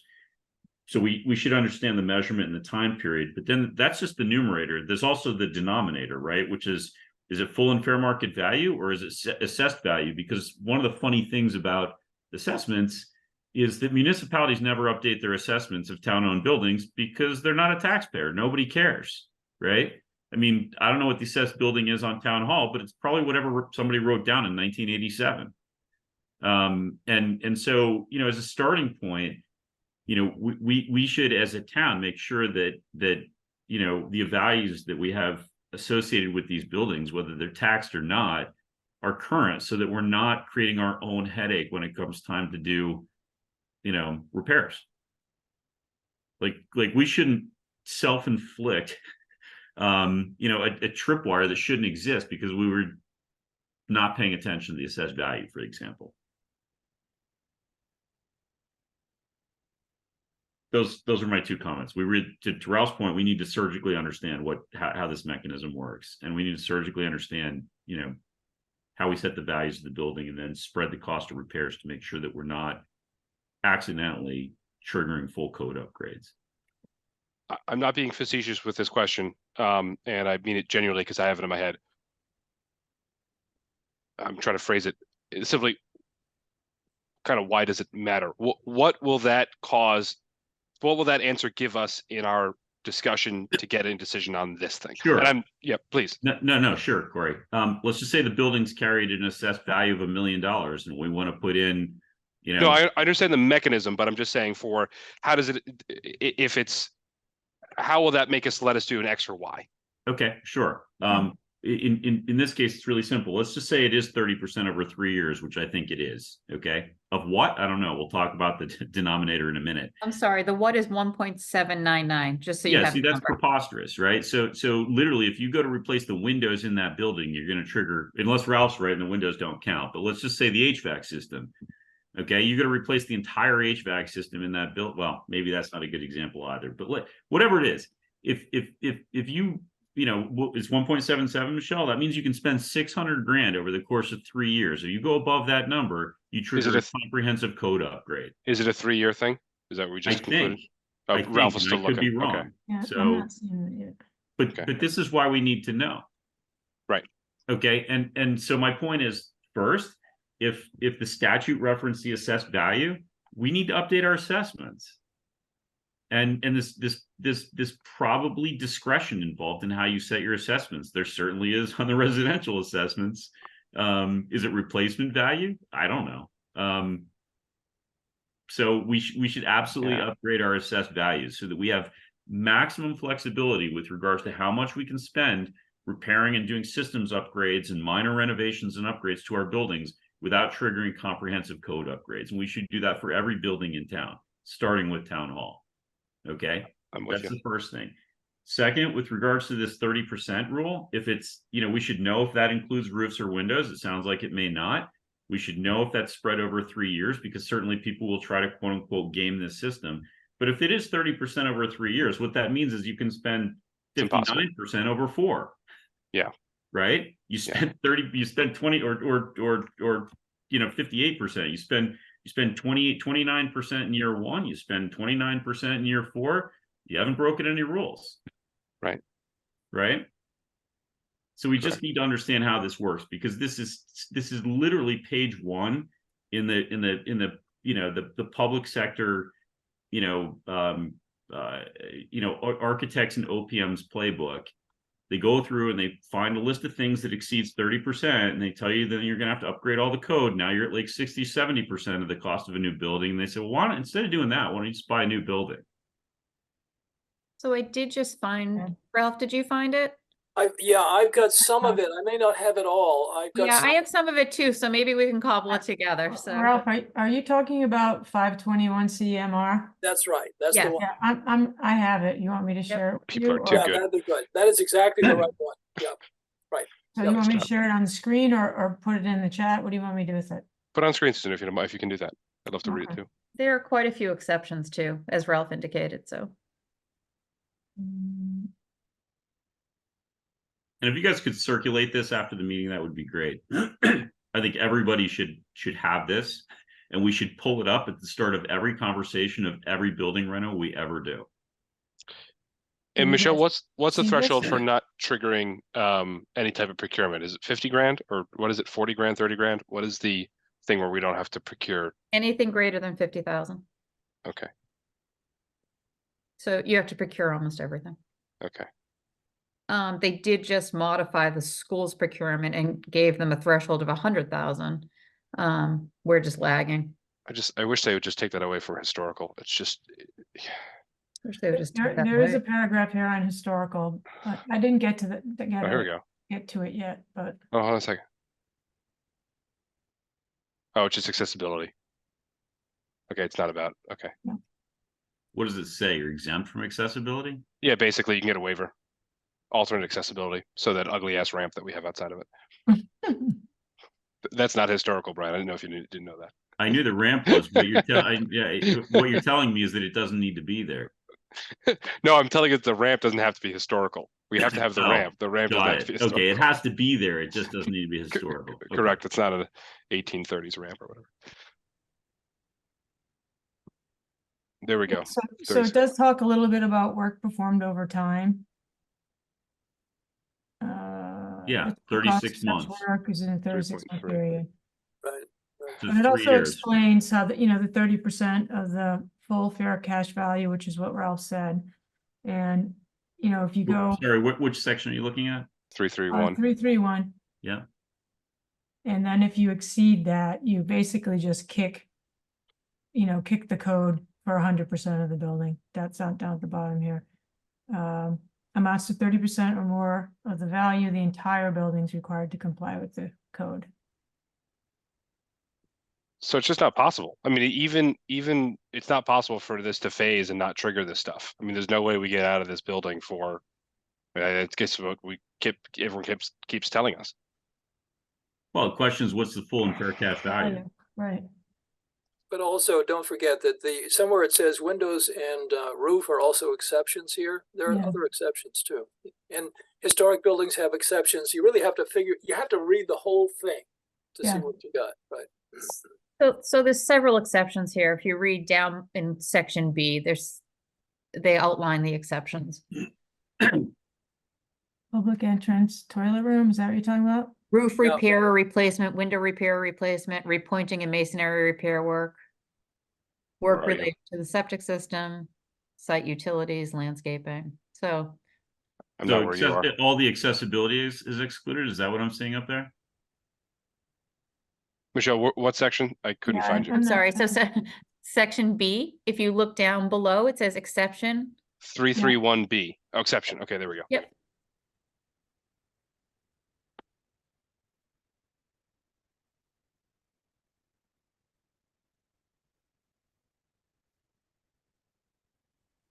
Oh, we just put a subway system under it. Okay. Yeah,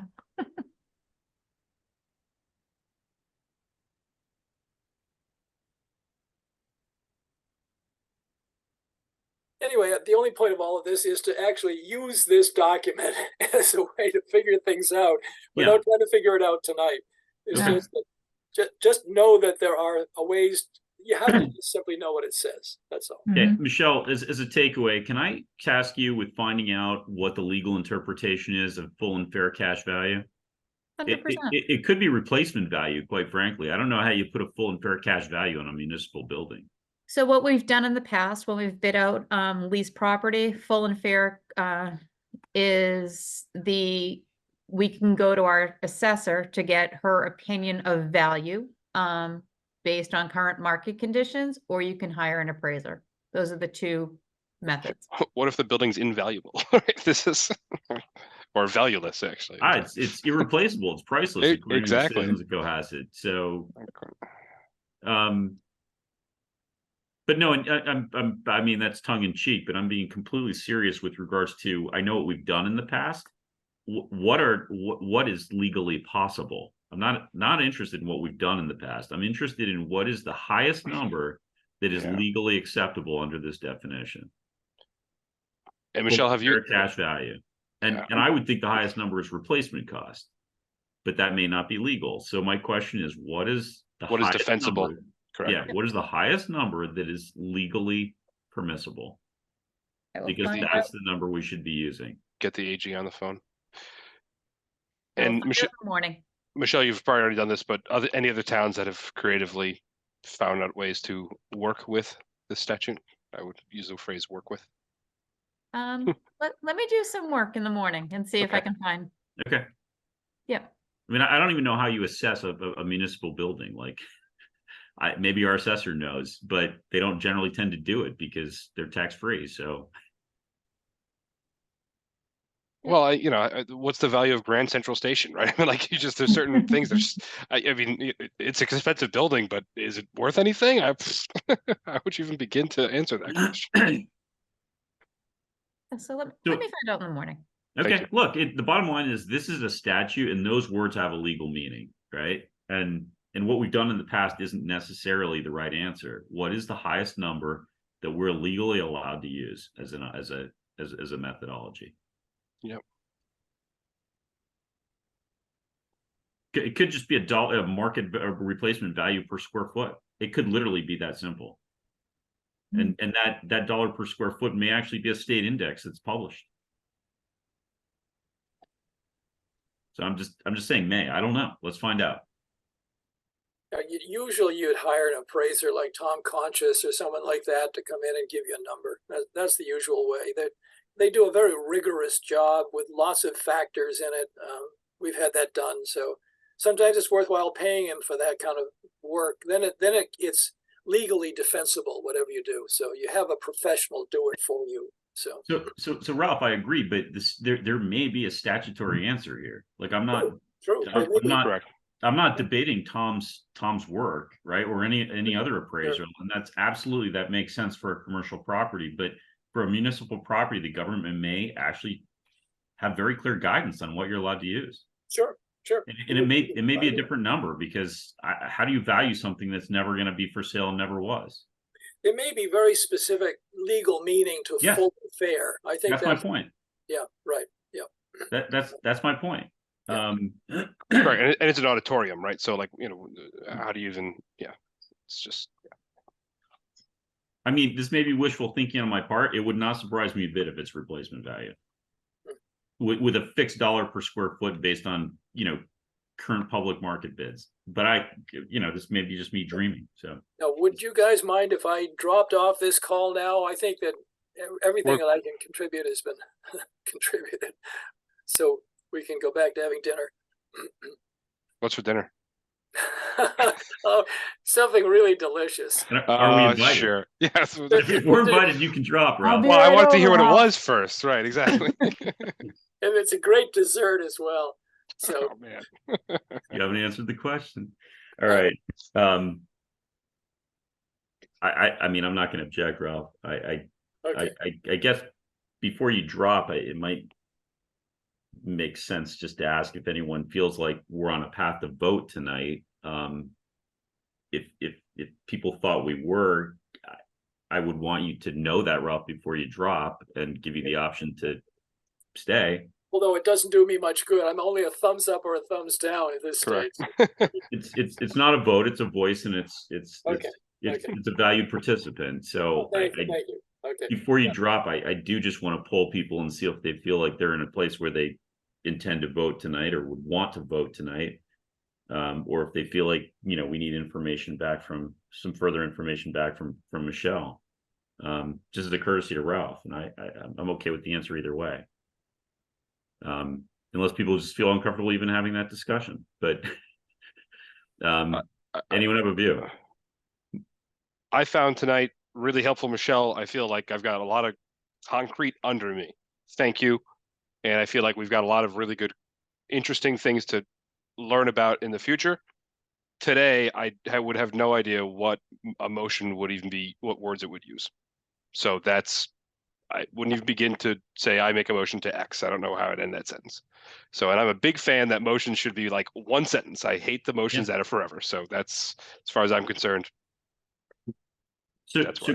Corey, just let me probe for a second. I mean, as we discussed at the outset, there's really only one motion to contemplate tonight, and that's either an up or down on the lease that the select board has already voted. Can I conclude that you're not comfortable voting that up or down tonight? I don't see any reason to, especially because there was some question that came up on Tuesday, which I think are going to, with the select board, that they're going to get answers to as well. I don't know if our vote today benefits anybody in their decision making. I think I think we're really at a good place in the discussion. I don't want to mess that kind of good juju up either. So I'm comfortable where we are and with the track we're on. So Okay. Anyone else?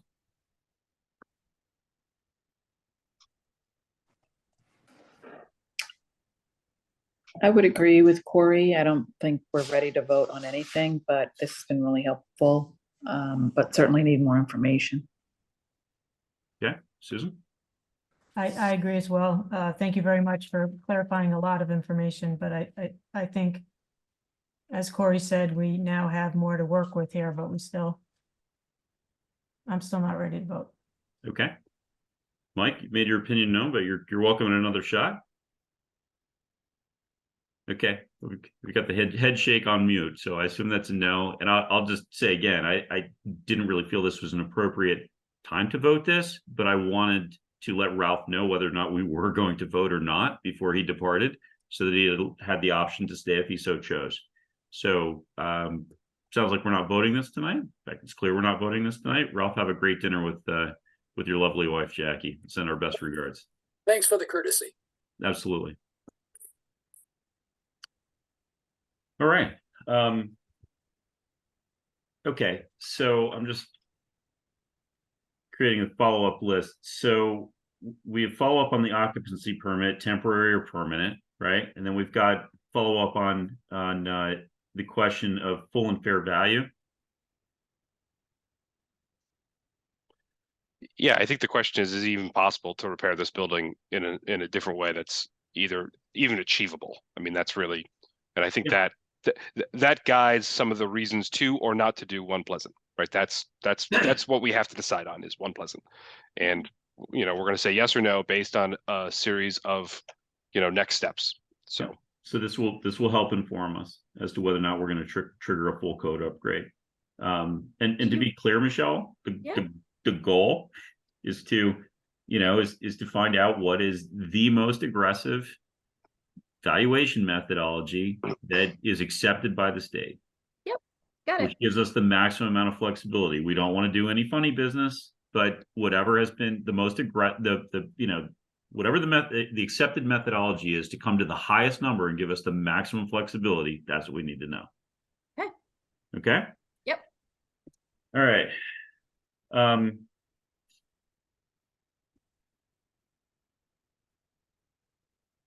2 hours gone. Yeah, but you know what? We're making progress, and this is all stuff that needed to be done. So is there anything else on 41 Highland in terms of repairs and upgrades that we need to discuss before we move on to the building proposal for the back of 41 Highland? Okay. Okay. So another complicated topic, which is the proposal for the construction of a new town hall at the back of the parking lot. This was proposed by Mr. Stasko, and it came in as part of the RFP. I would encourage everybody not to get into debate as to whether or not it's responsive or not responsive.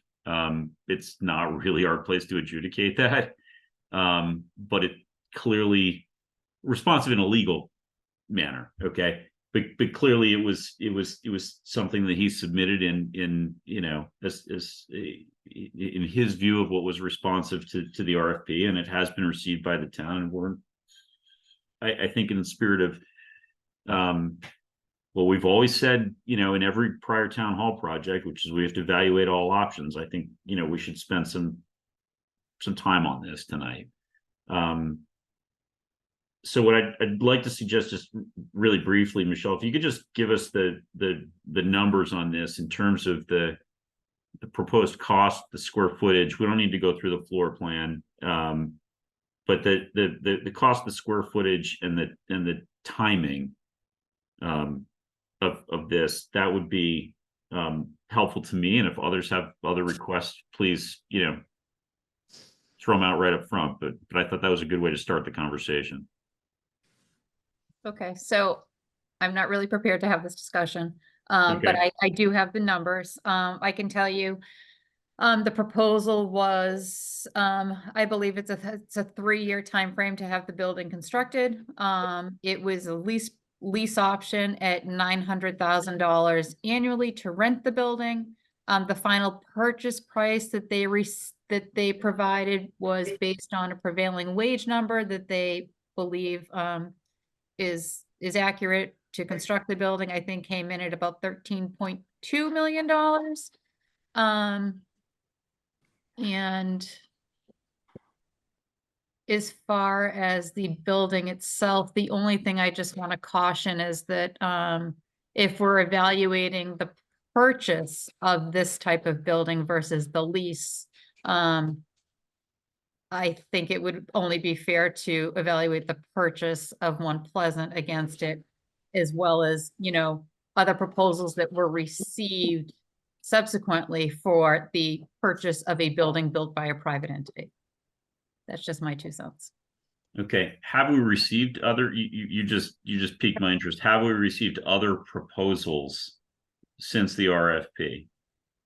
So we've received, over the past year, we have received other proposals from other parties for the sale of their commercial space for town hall purposes. Okay, so before and after the RFP, we received proposals. And the reason they weren't considered or brought forth is because we have to go through a rigorous RFP process if we're looking to solely purchase space.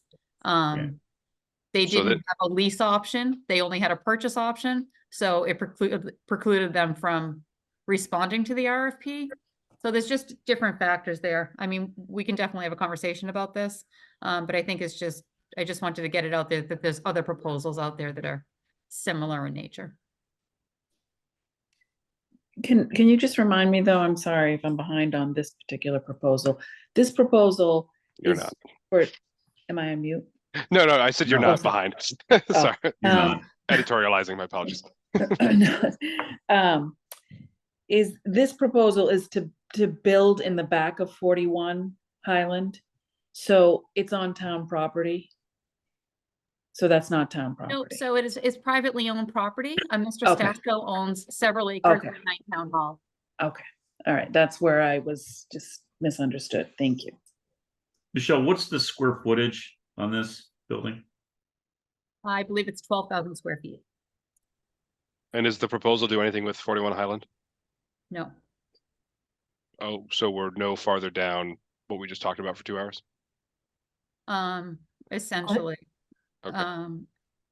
Yeah, there's no plan for Highland in this proposal. Oh, okay.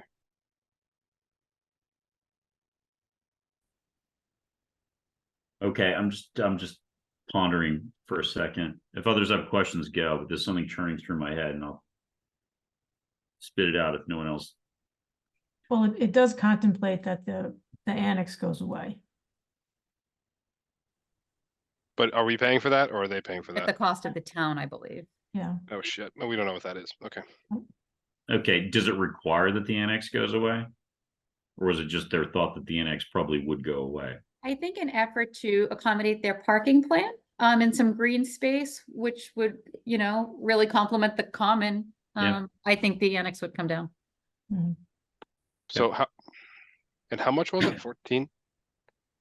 13.2. 13.2. All right, back of the napkin math is not making sense to me. Okay. Okay. What was churning through my head, and I'm just going to put this out there, it's not really fully baked, but you know, we as a committee have always stated the position, much to the frustration of many other people in town, that you know we should always evaluate all alternatives, right? So back in 2017, we wanted to evaluate alternatives, including the cost to to repair and renovate as is. And you know, we also were completely open to the possibility of moving out to 3A, right? Maybe not everybody was, but as a committee, that was the message. We need to evaluate all alternatives and land, you know, wherever the best solution leads us. So and that's why I put this on the agenda, okay? Because this has been thrown into the mix. I'm a little bit befuddled by the fact that, you know, there's some other proposals and how we would consider those relative to this. I don't have a solution. I'll just pause there, but then we can return maybe to an analysis of this particular proposal. Well, this is the problem when, and I agree, I appreciate your logic for bringing this in, but then we start getting without adhering to the very clear, more clear line about what's being presented to us, which is a pretty clear line we can understand. Yeah. When we start extending the net, we have to draw a line somewhere, and that's going to be a very arbitrary line, and that line may be more confusing and introduce more confusion than it actually helps, right? So if we're looking at 5 proposals, are we looking at them all? Are we going to spend 4 hours on all of them, especially when, you know, some of them are completely nonsensical? So that's, you know, I stated the last meeting, my opinion is, listen, if it needs to be really actually on the table and brought to us. And this to me feels like it's an idea and a concept, but it's not on the table. Right? The select board has not moved this thing forward. You know, and again, it's not like another lease, right? We're talking leasing now, and we're also talking repair, but this is something else. And I don't think it's on the same table. Yeah. I put this on because I wanted to avoid the potential perception of hypocrisy, right? We said very specific things in 2017. And you know, and evaluating all options was the overarching umbrella. So the simple math here just is too much. I mean, we just went through a $22 million building. This is 14. Now we're talking about removing the annex, and now we're still restoring town hall, which we just heard is about $6 million. So we're at 22, like really quickly. We're literally at where we were. You're at the same place 60 months ago. I don't see where what this buys us. So maybe we should shift. Now that I've waxed hypothetically, maybe we should just talk about this proposal specifically, because I think, you know, the numbers here, I have a reaction to them. I'm interested to hear others. Corey, you've just started your reaction. Maybe you should just voice it. Let's hear from others, and I'll share mine. I think if you put them all on the chart, this one ends up really high and it doesn't, you know, we can restore town hall maybe if we get through this for 6 to 7. We can build a whole new town hall for 22. This seems like we're still spending $20 million and we're getting to be in a different building that isn't the building we were in. It just, to me, there's no way that the numbers work out here, especially if we do want to buy something, which I'm not saying I do. We could buy One Pleasant for 3 and then still not have. So I just, you know, we're spending 14 to get less of an asset versus, you know, and again, I haven't dove into this, but really deeply, but just with the numbers on the sheet, I don't see how this one could ever make sense in comparison to the other options that we talked about.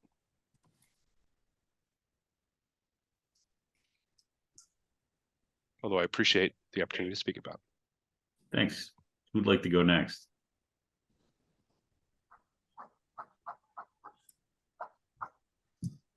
I I'm think- happy to if nobody wants to, but honestly, who would like to go next? Well, I had a similar reaction the first time we talked about it, although we were debating whether it was up for conversation, but now that we're talking about it, it is a numbers thing, and I do see some benefit of having the annex separated from the old town hall in terms of that is what the, you know, the historic building really was in the first place, and I kind of like that idea. But is this the way to go about doing it? I think this is an expensive way to go about doing it.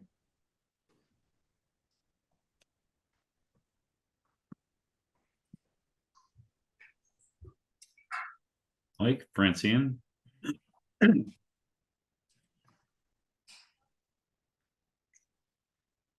I think I'm still struggling with why we're even talking about this. It's not a response to an RFP. I know we're trying to, it feels like we're kind of all over the place and it's disorganized in terms of what's the plan, and someone throws a proposal at us and so we're supposed to look at it.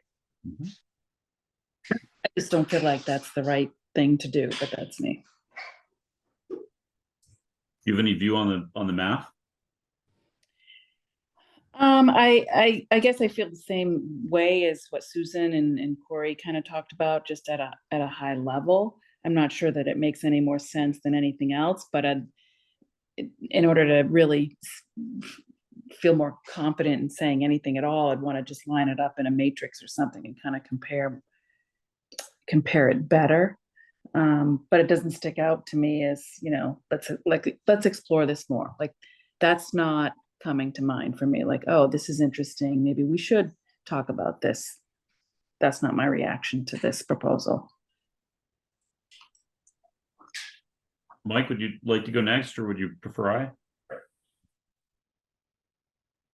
I? I think we're wasting our time, even considering this for the reasons that have already been outlined.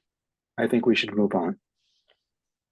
Okay, I'm gonna share my views and then we will move on. And my view is one driven entirely by numbers. I look at these numbers and I don't see any compelling reason to really pursue this. It's not available to us now as a temporary landing spot, which means you can only, you know, put this into a matrix, you know, alongside our other long-term options, including, you know, either repairing town hall per your suggestion, Mike, and Clark Brewer's work, or, you know, putting it against, you know, the project that was just in front of town meeting. Well, sorry, two iterations ago, the 20 whatever it was, 20 some odd $1 million project, not the One Pleasant project, but you know, you'd have to benchmark it against that, and as to Corey's point, you'd have to bench it against just buying One Pleasant right now for $3.1 million. And when I sort through those three alternatives, I don't see this in any scenario emerging as the top choice. It's not available for 3 years. It's at $13.2 million for 12,000 square feet. It's, you know, what is that, $1,100 per square foot all in? It's higher than the It's cost. higher than what we're talking about. Yeah. Yeah, We're it's- getting less for, yeah. we're getting less. for Actually, 10,000 square feet. Sorry. It's actually 10. Okay, so that makes it $1,320 per square foot. The bottom line is, no matter what the math is, the dollars per square foot on this is higher than the proposal that was the 20 some odd $1 million proposal that was shot down at annual town meeting a year ago. Yep. It's just not a compelling price for an asset that's not even available to us for 3 years. And I personally would just rather go back to, spending $24 million and getting the building we want. If it were that versus this. So moved. So, okay. So that's where we are on this. And to Michael's point, I think we're done talking about this. But I felt very left out if everyone else spoke and I didn't. So thank you for hearing me out. At this point, what I'd like to propose is a time check. We've covered a lot tonight. It's 8 o'clock. We can defer the other items to next week. We can keep going, whatever it is that people would like to do.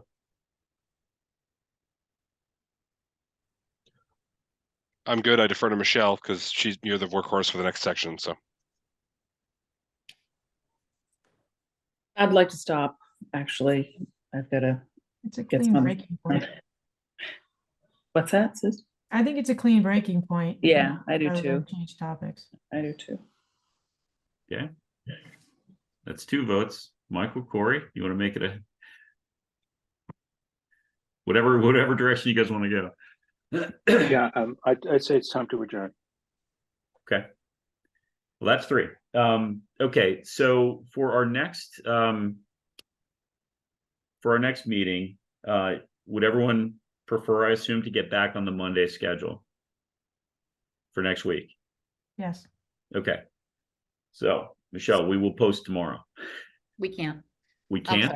sorry. Select board is meeting Monday, only because Tuesday is the presidential primary, so there can't be any meetings on Tuesday.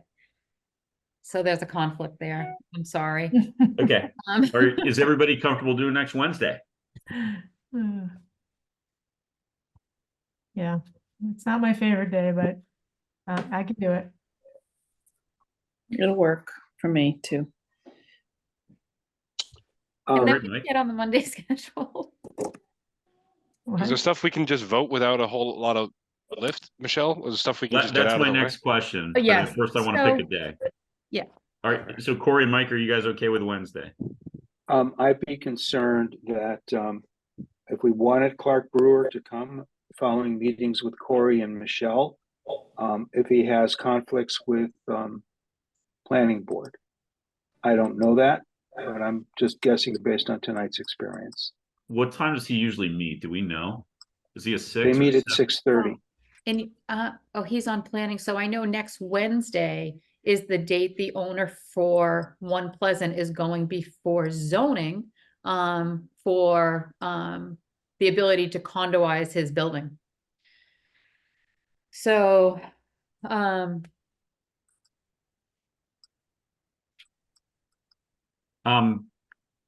Francine, I know you have a pinch point with an earlier time. Are you able to do 5:30 or is it just not work? No, I could do, I'm just looking at my work schedule. I could do 5 next Wednesday. That would work. Can everyone else do 5 next week? And then we'll invite that way we have the flexibility to have Clark join us before his meeting. Yes. so does anyone, if you have the flexibility to do 5 on Monday, I don't have to be at select board till 7. If you think you could wrap up in 2 hours, we could certainly do it Monday if that's better for everyone. I just want to give you that option. I can do that. I'm fine with Monday. Monday at 5. Monday I could do 5, yeah. Okay, same here. Would you Okay. like to do that? Let's do that. Okay, so Monday at 5. So I will post tomorrow. Okay, so we're gonna post tomorrow. So now do you have, in addition to going through the list, Michelle, which we need to do, and some of the other administrative stuff that's on this agenda that's being pushed, do we have any departments that can come in and we can start knocking out some requests? Police, whatever, some of the simpler things are. I think some of the easier ones for you to hear, library, it's pretty simple request. Police, simple request, great packet.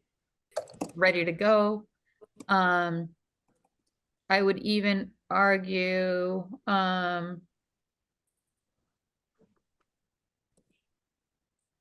that the DPW is ready.